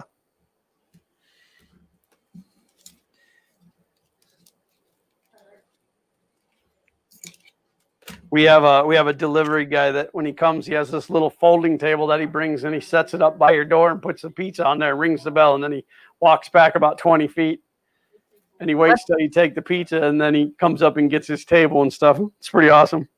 That's pretty smart. Domino's has been, they bring their pizza to the door and they bring an extra empty box. So they put the empty box down underneath it and then stack your order on top of it. And then they don't have to come and retrieve anything, but it costs them an extra. Well, see, I think that's the first time that we had Papa John's do it. I think that's what they did, but they came and took the extra box. Like they said, oh, there's an extra box under there. And then they came and picked it up. And then the next time they just put the little oven bag, you know, that thermal bag. Yeah, they've done that once too. Set it down and but I mean, this guy's really got it down to a science, man. He's got a little table. I don't have to bend all the way down. It's just right there. And if you pick the right table for the job, he can probably flip that thing open without having to bend down to put your order too. So it's easier on him and easier on you. Yeah. Better ingredients, better pizza. Yeah, I don't know about that, but okay. Better delivery guys, better pizza. And their app sucks. Does it really though? Well, I don't like it. So whether it sucks or not, I don't like it. That's all that really matters. Don't you know the world revolves around me? I am the king after all. I've often wondered if the world revolves around me because I might be big enough to have orbit. Oh, I don't think I put a tip on there. That's what she said. No, I hate this app. You just talked about what a great job he does and then you don't tip him. That's funny. Oh, no. I'm going to dig around and find cash because he deserves it, dang it. Oh, I always take care of the drivers, man. He's out there risking your life so you can eat pizza.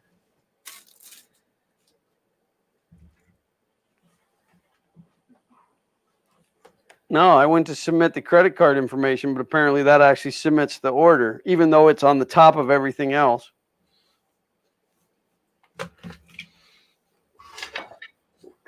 I'm going to meet you so I can yell down the stairs.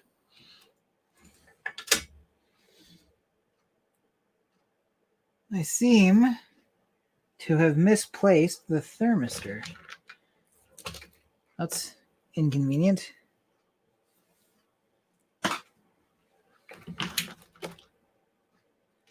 I have spares, so it's not like it's complete and utter loss, but if I can't find cash for this guy, I'm going to have to pay him in like $2 bills and collector coins. You guys have $2 bills still? Yeah. No. They're like a rarity and they're still in circulation, but they're not a current bill. But all the years of work in retail, anytime one came through, I always bought it. Whew, that crown makes my head sweaty. Thanks, Uncle Ron. Uncle Ron's here? I didn't see him. Oh, the crown. No, Uncle Ron gave me the crown. I had to process it for a second. Going through the app, like it didn't let me put the tip on before it took the card, and then so I didn't tip the driver. I think so. If not, I know Xander has a fund. Oh, that's right. The kids have money. Woo! Kids are buying dinner tonight. What? You're at least tipping the driver. What? What? Tom said parts on the taser face replaced to make it a Pumpkin King. Power supply up from a 240 to a 360. Mainboard switch from an ANET POS to an MKS Gen L. All X carriage, including 2020 to a V groove.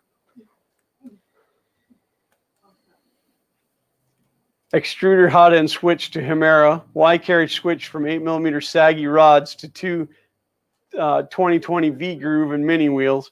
External box replaced for a frame mounted enclosure. What else? All pulleys and idlers are now LDO with Gates belts. I think that's it actually. Not much at all. So pretty much he kept a couple pieces of the aluminum extrusion. Just the part that says the name so people know where it originated.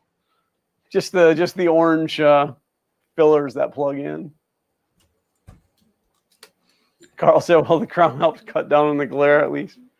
Yeah, it makes me sweaty, which gives me more glare. It's the Glare Witch Project. Ugh. All right, so I want to try out this new. How much time we got? 20 or 18 minutes. 18 minutes. I want to try out this new tool that I got. If I can figure out what gauge this wire is. Does this make the stream not safe for work? What? You testing out your new tool? Easy there.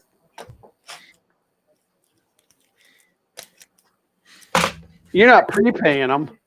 I'm getting demoted from regular to special guest. One more striking him out. Right. Then I'll start a new stream called "What Was 3D Printing?" Yeah. What was 3D printing?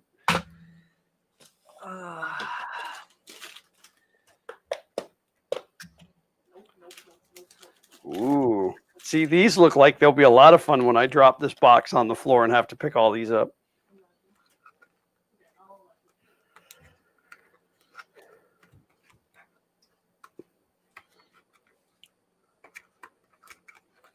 Twelve 22. I don't think those are 22 gauge. I guess if I strip the insulation back, I can try plugging them in. I can't. They're covered, so I can't read the size on the wire.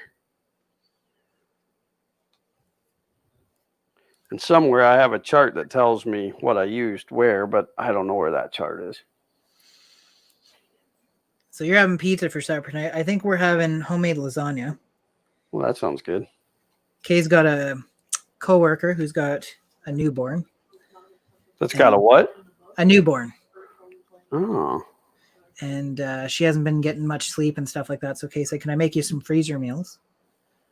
So she made homemade pasta sauce and homemade noodles and made homemade lasagna out of it. And she made a couple for her and kept one for us. And so we drove out and did a curbside drop off for that this morning. A rolling drive-by of some lasagna. Yep. You just drove by and threw it at her. I screamed, take that, Garfield. Huh, might actually be smaller. Might be the smallest one. There you go. Subscribe to Xander. He's the new PewDiePie. It's Peg Leg Pete. Peg Leg Pete. Peg Leg Pete, all one word at gmail.com. Oh, that's not the right crimper. All right, here goes. You know what they say? Crimping ain't easy. Now, I want you to notice that I'm not trying this on a scrap piece of wire. We're just gonna do it right on the wire that's important.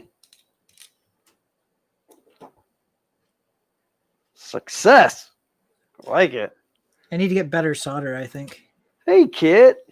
Kit said, is that Glenn with a beard? Yes. Yes, it is. Whew. Part of a beard, anyway. I can't get it to grow in right here. Right? I have a little bit right here. It's funny, like this part has a lot of gray in it, and there's a little bit of gray up in here. And then there's like at least 50 shades. Well, at least 2 shades, but because I know that I would have gray hair by now if I had hair. But so it's better just to pretend now. By being bald, it's saved me from having gray hair. Did I tell you that we were talking about me just shaving my head like completely just to see what it would look like? Yeah, it's not a big deal. It grows back. So here's the thing. Before I committed to it, I found an app that allowed you to take a picture of yourself and it would do skin matching stuff and it would generate a picture of you with a bald head. Really? Yeah. It's not spectacular, but it gave you the idea, right? I look exactly like my father. And Kayleen's like, you're so lucky that you didn't do it because we wouldn't be sleeping in the same bed for a couple of weeks while we waited for it to grow back. Yeah, that's kind of creepy. Yeah. Because my father's bald. So it turns out the only difference between him and I guess, is that. So I really want to detach the screen to see what this is doing. So I'll post a picture of my father sometimes so everybody can see how much him and I look alike. I mean, not anymore because he died, but did you say wow? what? Xander, wow. Well, he knows. It's not a secret. I mean, my dad is well aware of it already.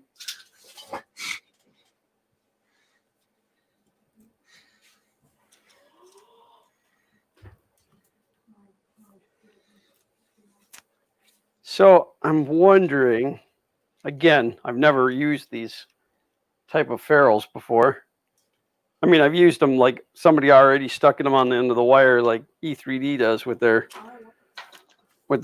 heater cartridges, but I know that they make a double one where you can put 2 wires into it, but I specifically didn't order those because it was like $15 for the box and I only need 2. I'll deal with it on my own.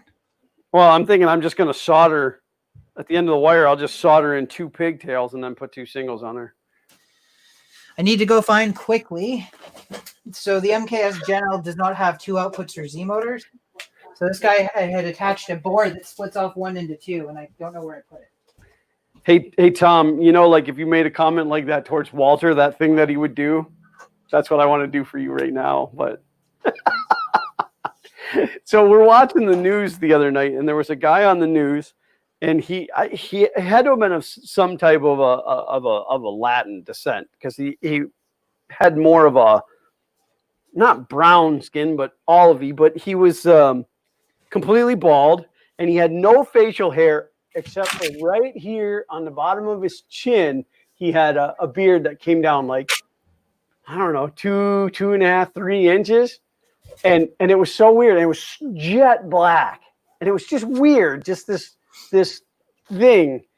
And then I said to Priscilla, I said, you know, I think if you turn him upside down, he'd look like Bert from Sesame Street.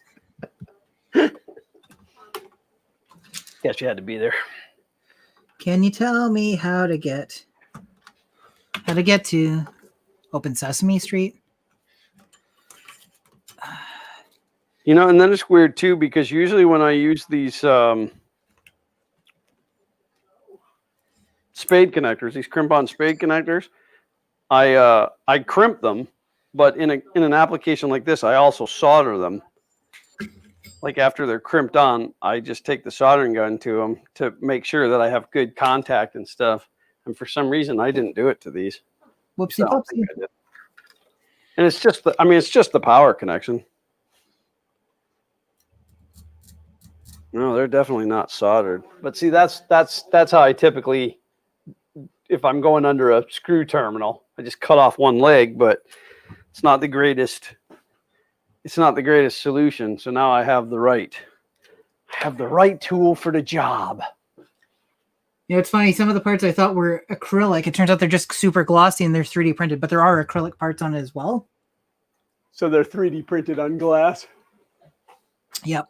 So there's metal parts, 3D printed parts, and wow, I literally just said the word, and then it's like my brain is acrylic parts. Like, geez Louise, James, get your head out of your butt. It's a weird place to keep your head. Also gives you butt hat hair. Butt hair? Oh, that's when you got to part down the middle. Oh, 10 more minutes. I should probably stop working and pay attention to chat because that's what I said I was going to start doing from now on. Nah. Paul Cumber says he misses Xander's thing Thursday. Or he wants to refer to him as Miss Xander. Miss Xander thing Thursday. Which is pretty funny. Brian Vines says, good afternoon, everybody. Good afternoon, Brian Vines.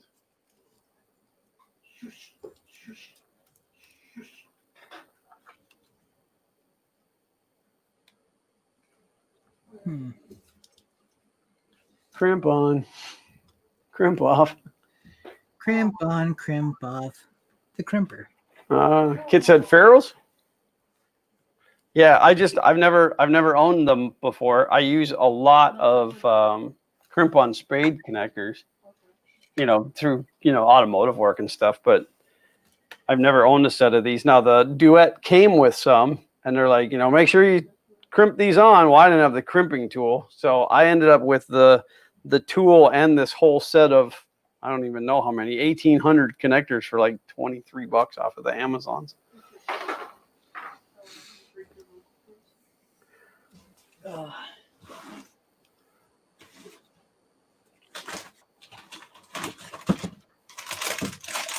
they made a lot of progress on this thing. So that's good news. It's funny how it is when you have 2 hours to work on stuff. 2 hours, 2 hours basically uninterrupted.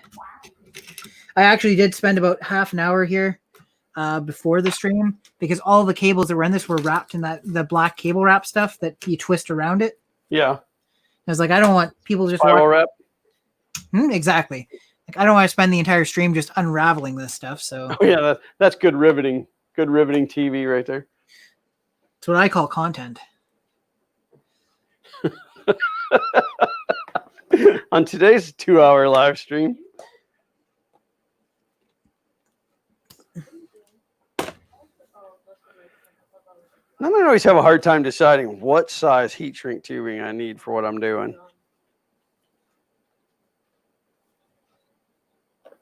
In this particular kit, like they're not in order from small to big, so.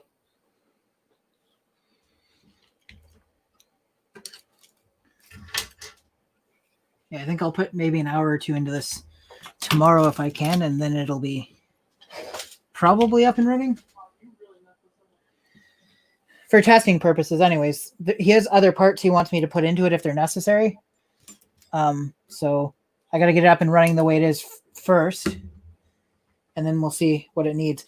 So, like, the design doesn't include eccentric nuts,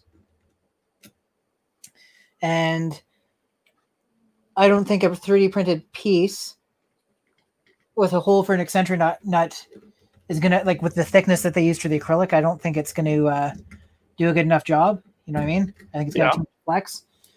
But the actual tightness of the carriages on the rails seems pretty good.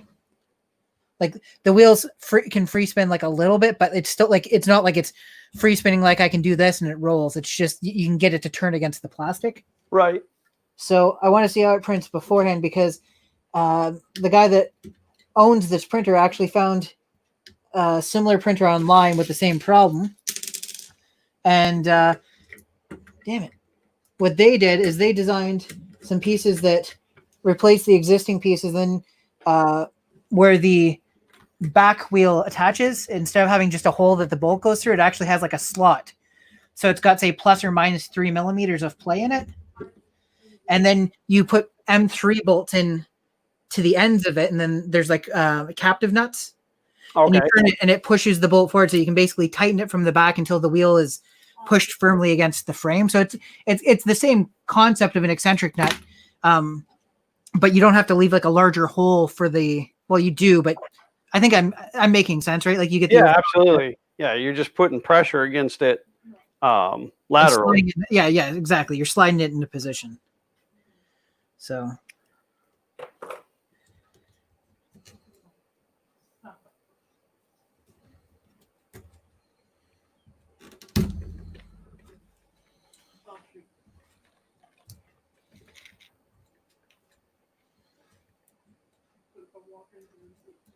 Are you invisible? Where did you go? Oh, you're back. Oh, shoot.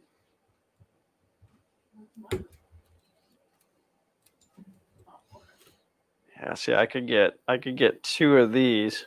Okay. This is 14 gauge. I can get 2 of these into the 7 gauge red ones. But I actually need to get 3 in there. If I could jam it in from that other end, and then, of course, then my crimping tool would be stuck on the wires. So that's a terrible idea. I will break out the soldering iron, but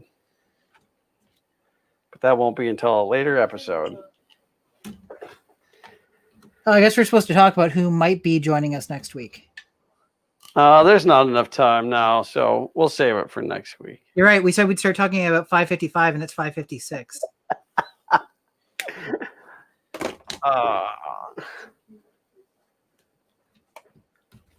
I also think that we need to set it up so that it's on your channel. You know what? To be completely honest, I don't care. I don't need the extra view time. I'm glad hanging out, so we can do it exclusively on yours to avoid any of the confusion. I was going to talk about that to you offline, but it doesn't really need to be a private conversation, does it? No. My life's pretty transparent. Your wife is transparent? That would be disgusting.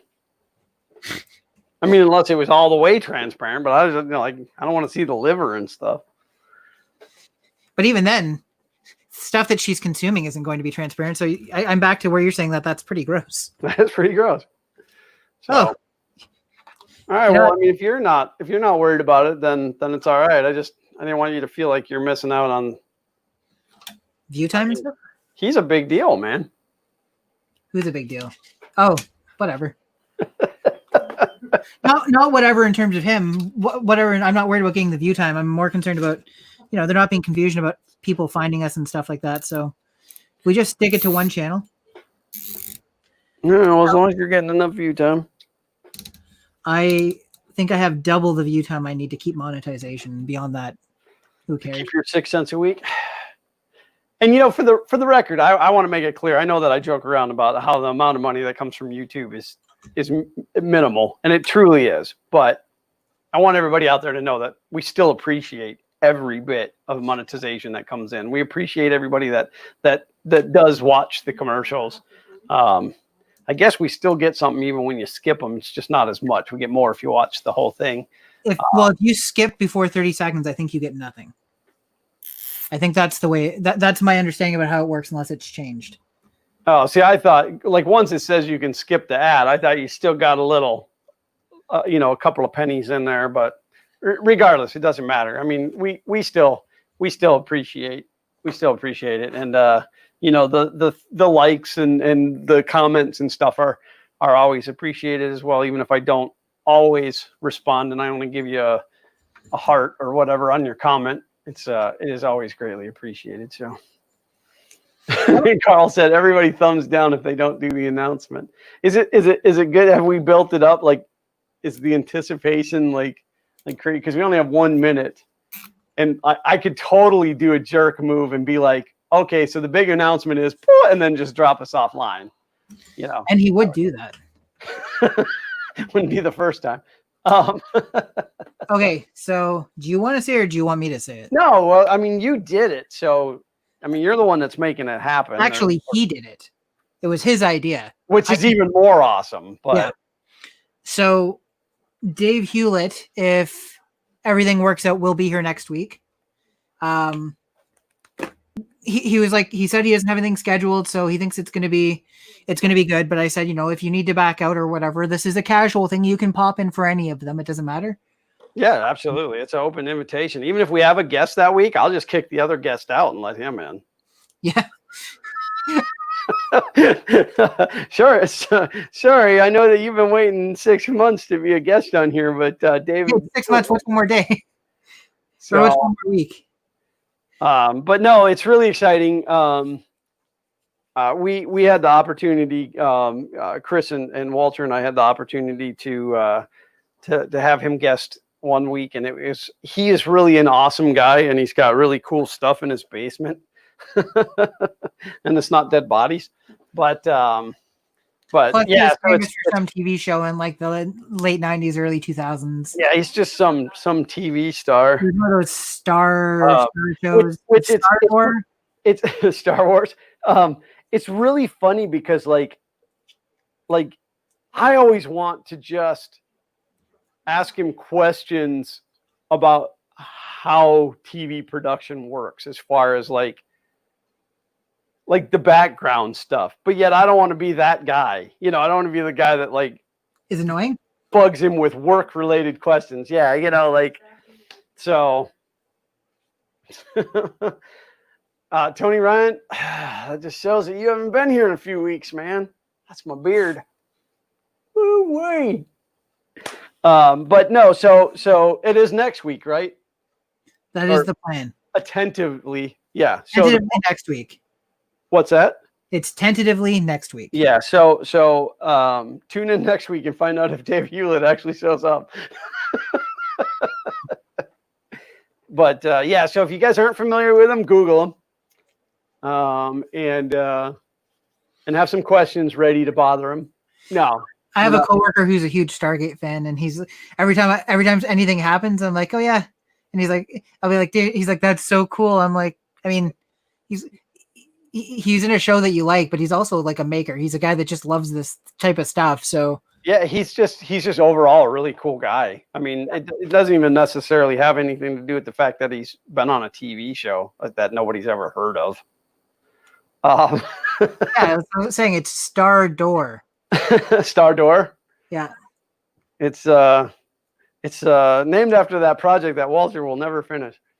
But the project predates, it's really exciting that like he wants to come and hang out with us, and so it's just because he doesn't know us yet. Could be. But so that's the big announcement. So you have to tune in next week to find out if he's here, and then if he's not, you'll have to stay tuned in to find out when he's going to be here. The moral of the story is just stay tuned in 24/7. Right. I know we're not available 24/7, but figure it out. I hope by next week to have my workspace down here completely cleaned up. Just knocked over a power supply, so that's always good. Tony Ryan said, "Can't wait to see Glenn do the under chin mullet comb over." Walter's, best I can tell, he's doing all right. We've been chatting back and forth via the Twitters. He abandoned us. Well, he abandoned you. He made room for me to come in and take over. That's right. Well, because the truth is, and I don't think it matters if I talk about it now. The truth is, Chris Riley and I'd been talking for a while because I guest hosted one of the ones while he couldn't be here, because there's a long range of ones where it was like every other week type thing. He was busy with work and stuff, which happens. So Chris was talking to me. He's like, hey, I rewatched the stream with you, Glenn, and Walter. And I said, oh, that's cool. Like rewatching. And he basically said something like, like you have a good dynamic with them, and I'm thinking about looking for somebody to replace me because I've just got so much going on, but I don't want to impact them, because he was worried about you guys. Yeah, he was just tired of us riding his coattails. Exactly, because he is skyrocketing in popularity, and we're holding steady, maybe. All right, we'll go with that. So we talked, and I said, I was like, I don't know if I can do it. And Kay's like, if you want to do it, if you want to schedule 2 hours every Sunday, go for it. So that worked out. Like she said, okay. So I said, fine. And then, and James and I get along super well, which is like brothers, but brothers, they're not actually brothers, because brothers usually don't get along that well. It's just weird because, we didn't know each other before 3D printing. Yep. We technically met through YouTube. It's true.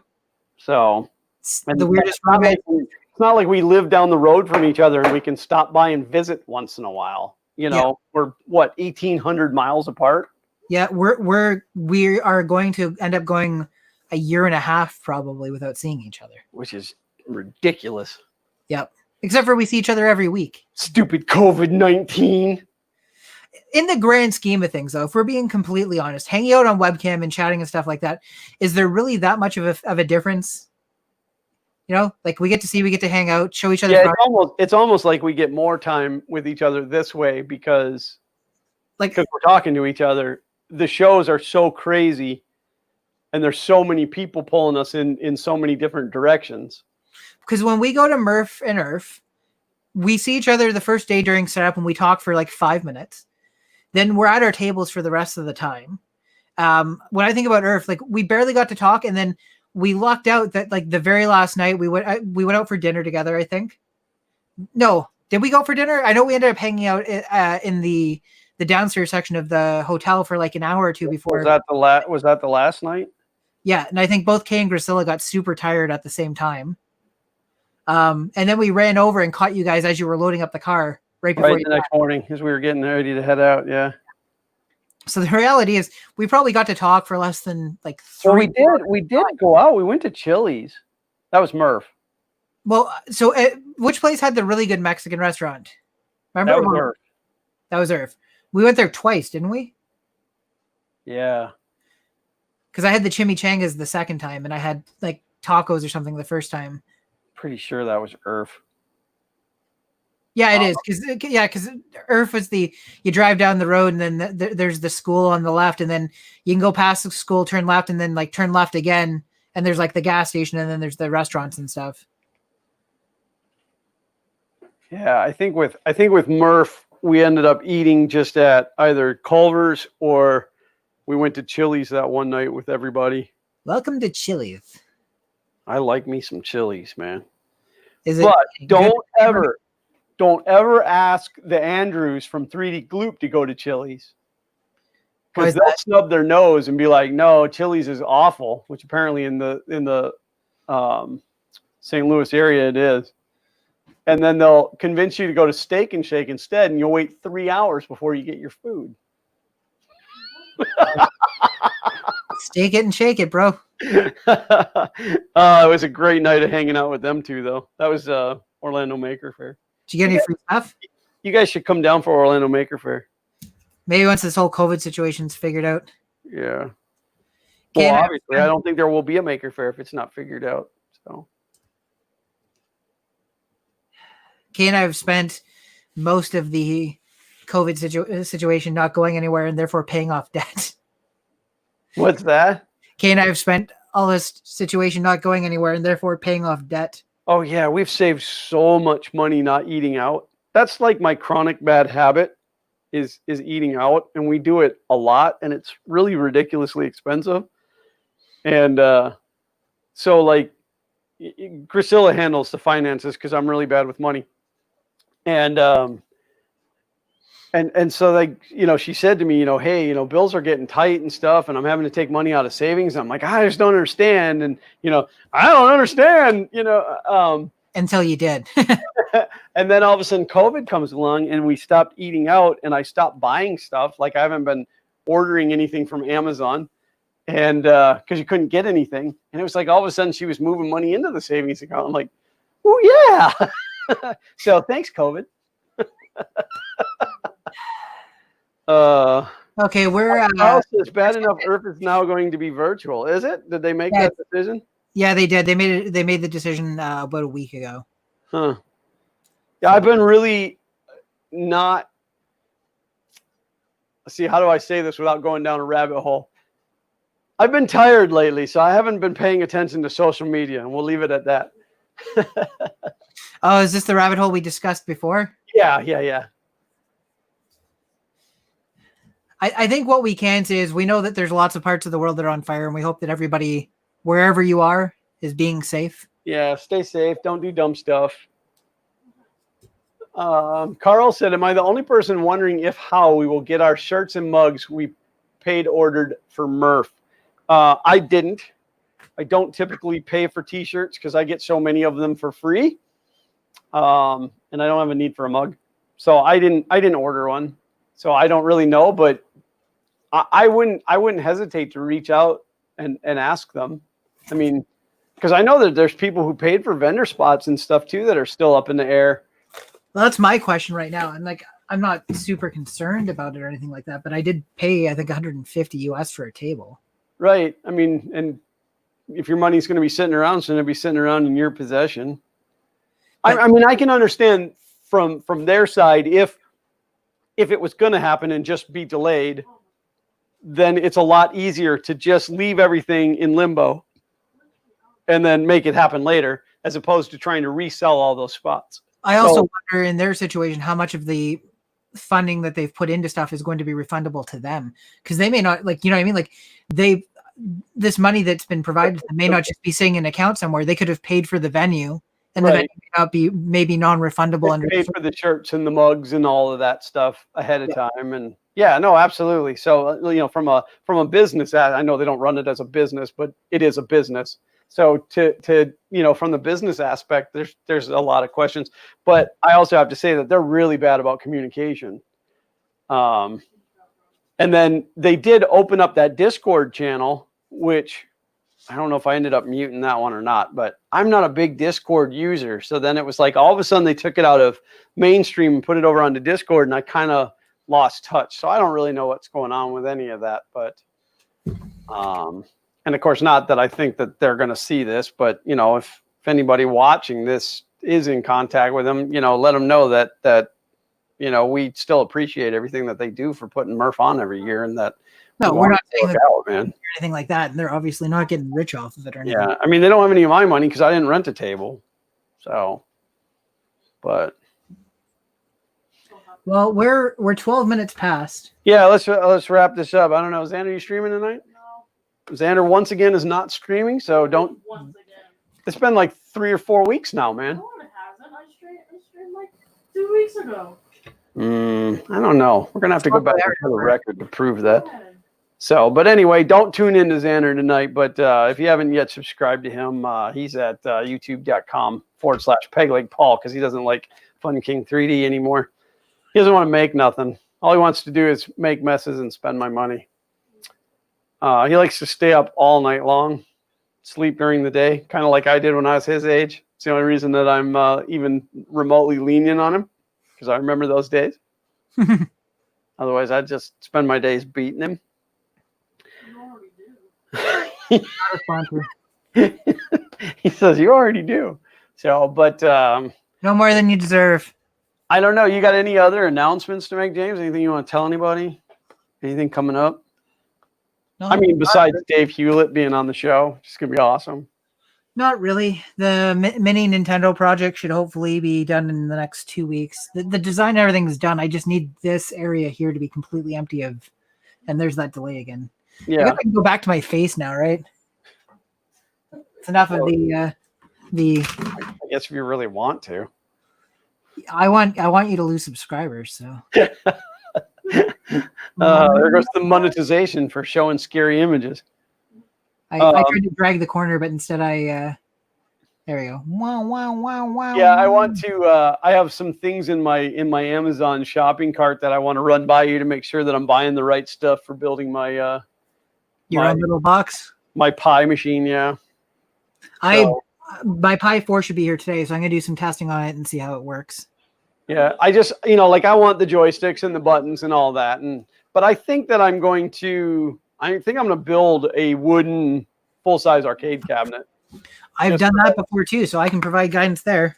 Yeah, I just want it to be like real nostalgic, So plus, I figure if it's a stand-up machine, then Xander won't want to play it as much because he'll have to stand up. He'll roll his chair over and be like, too much effort.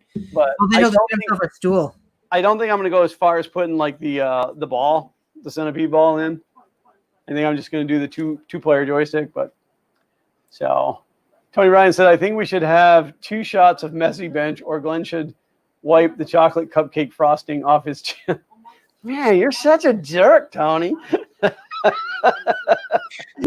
You worked hard on this, man. I haven't shaved in it's been like 2 months now.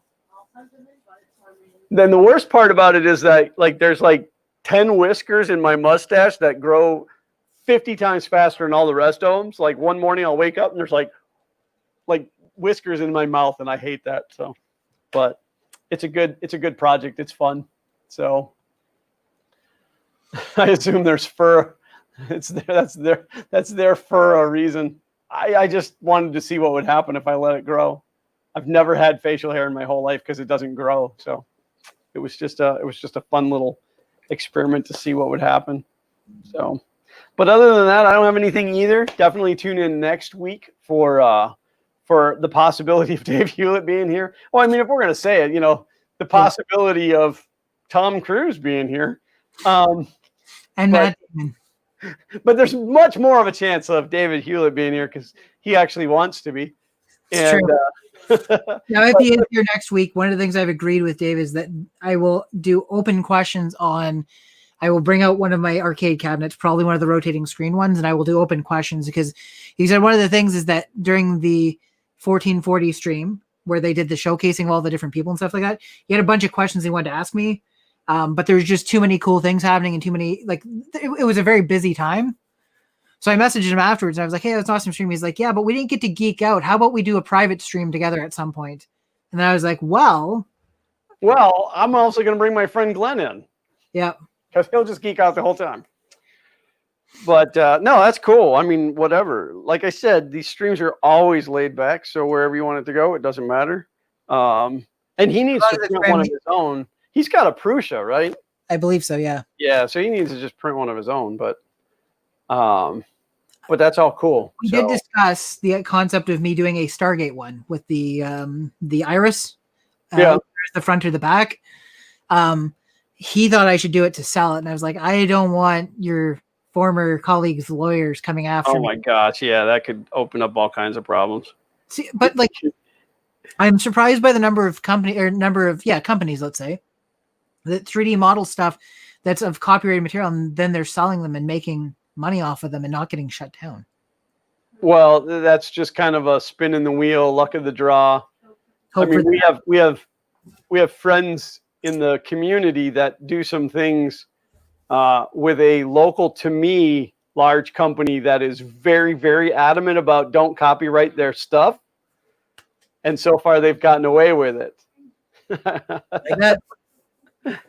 So, like, I don't know. It's just luck of the draw, I guess. So I should just wear this for every stream, eh? Yeah.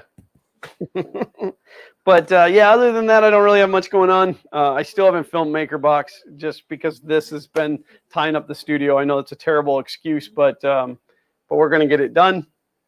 Otherwise, next Sunday, right here for What's 3D Printing or What's 3D Printing? However you want to go with it. That was kind of the whole play on words. Ding.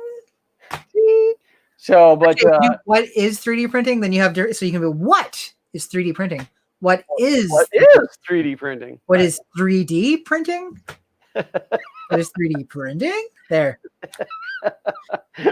But anyway, and I know I say it every week, but we want to thank each and every one of you guys for being here and watching the streams, because without you, they would be, they would probably be a lot more chaotic with just James and I. But it would just be the free show all the time. Yeah, it'd be quite useless to do on YouTube if you guys weren't actually watching. We do appreciate those thumbs up, and we appreciate you watching the ads, when and if that does occur. And, now that YouTube trusts me, I've heard that I've been getting like Walmart ads and stuff. So like big corporate mainstream stuff. But before we go, I actually have a question, and it's the Not Kiss and Tell stuff. With your views, how much do you actually make a month when you go into the app? Like, what is my average? Yeah, like if you just look at the past 28 days, let's say, because I know that's what comes up in the app. On your phone, I guess. I don't know what comes up on the desktop, but I don't even know if I have the app on my phone. I make about, I think, $28 a month. Ooh, you're a big high roller, man. I mean, it's enough to pay for like a roll of filament a month. Not even anymore though, because so it's Canadian, so it's probably like 22 US. It's like $8. Yep, $8. Analytics, revenue. Can't believe I'm announcing this to the whole world. You're gonna get people messaging you asking for money. Last 28 days, $6.12. Hoorah! That's what happens when you don't create videos.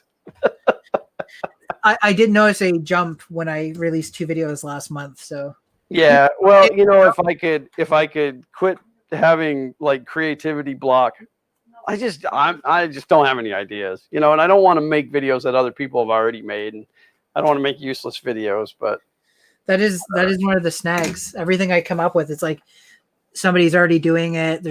I think I just have to give out the fact, and like if somebody starts saying that I'm copying somebody else, then so be it. I don't care. I'm not ever worried about somebody accusing me of copying somebody because there's like, why put out an inferior version of something that already exists? Well, it's pretty much like I come up with an idea and then I find out that Chris Riley already made one, so why bother? I spent a bunch of time working on Octafarm. I had it up and running before he released his video. And then I'm like, okay, when the time comes, because he and I have been talking about it, I didn't know he's doing a video. And I'm like, when the time comes, if somebody accuses me of ripping you off, can you back me up and say that I was working on this before? Well, you know what's even funnier though is if you release a video of whatever, like I printed this pop can and this is how you do it. And that video is out for 2 years and you have couple thousand views. Yeah. And Joel Telling releases a video that 2 years later about how he printed that pop can, you copied. Yeah, you'll get people that are like, this is just a knockoff of Joel's video. Yeah, and it's like, wait a minute, I made that 2 years ago. So, but anyway, we really do got to get out of here. My dinner's going to be here anytime. So I got to go eat my lasagna. Thank you guys for tuning in. We will see you next week. Definitely be here. Tell a couple of friends because it's going to be huge. David Hewlett will be here, hopefully. Pending his schedule. Yes. If something comes up and he can't be here, he will reschedule for another time. But yeah, thank you guys. Bring a friend next week. It is definitely important. We want to get those watch numbers up around 100 a month. Quit being lazy. Tell a friend and have them tell 2 friends and have them tell 2 friends. So, but that's all I got for you for tonight. Thank you guys. Love each and every one of you. Be smart and be safe out there. Good night. As always. Come on, James. As always. Print on. You'll get That's it. the closest we've had it.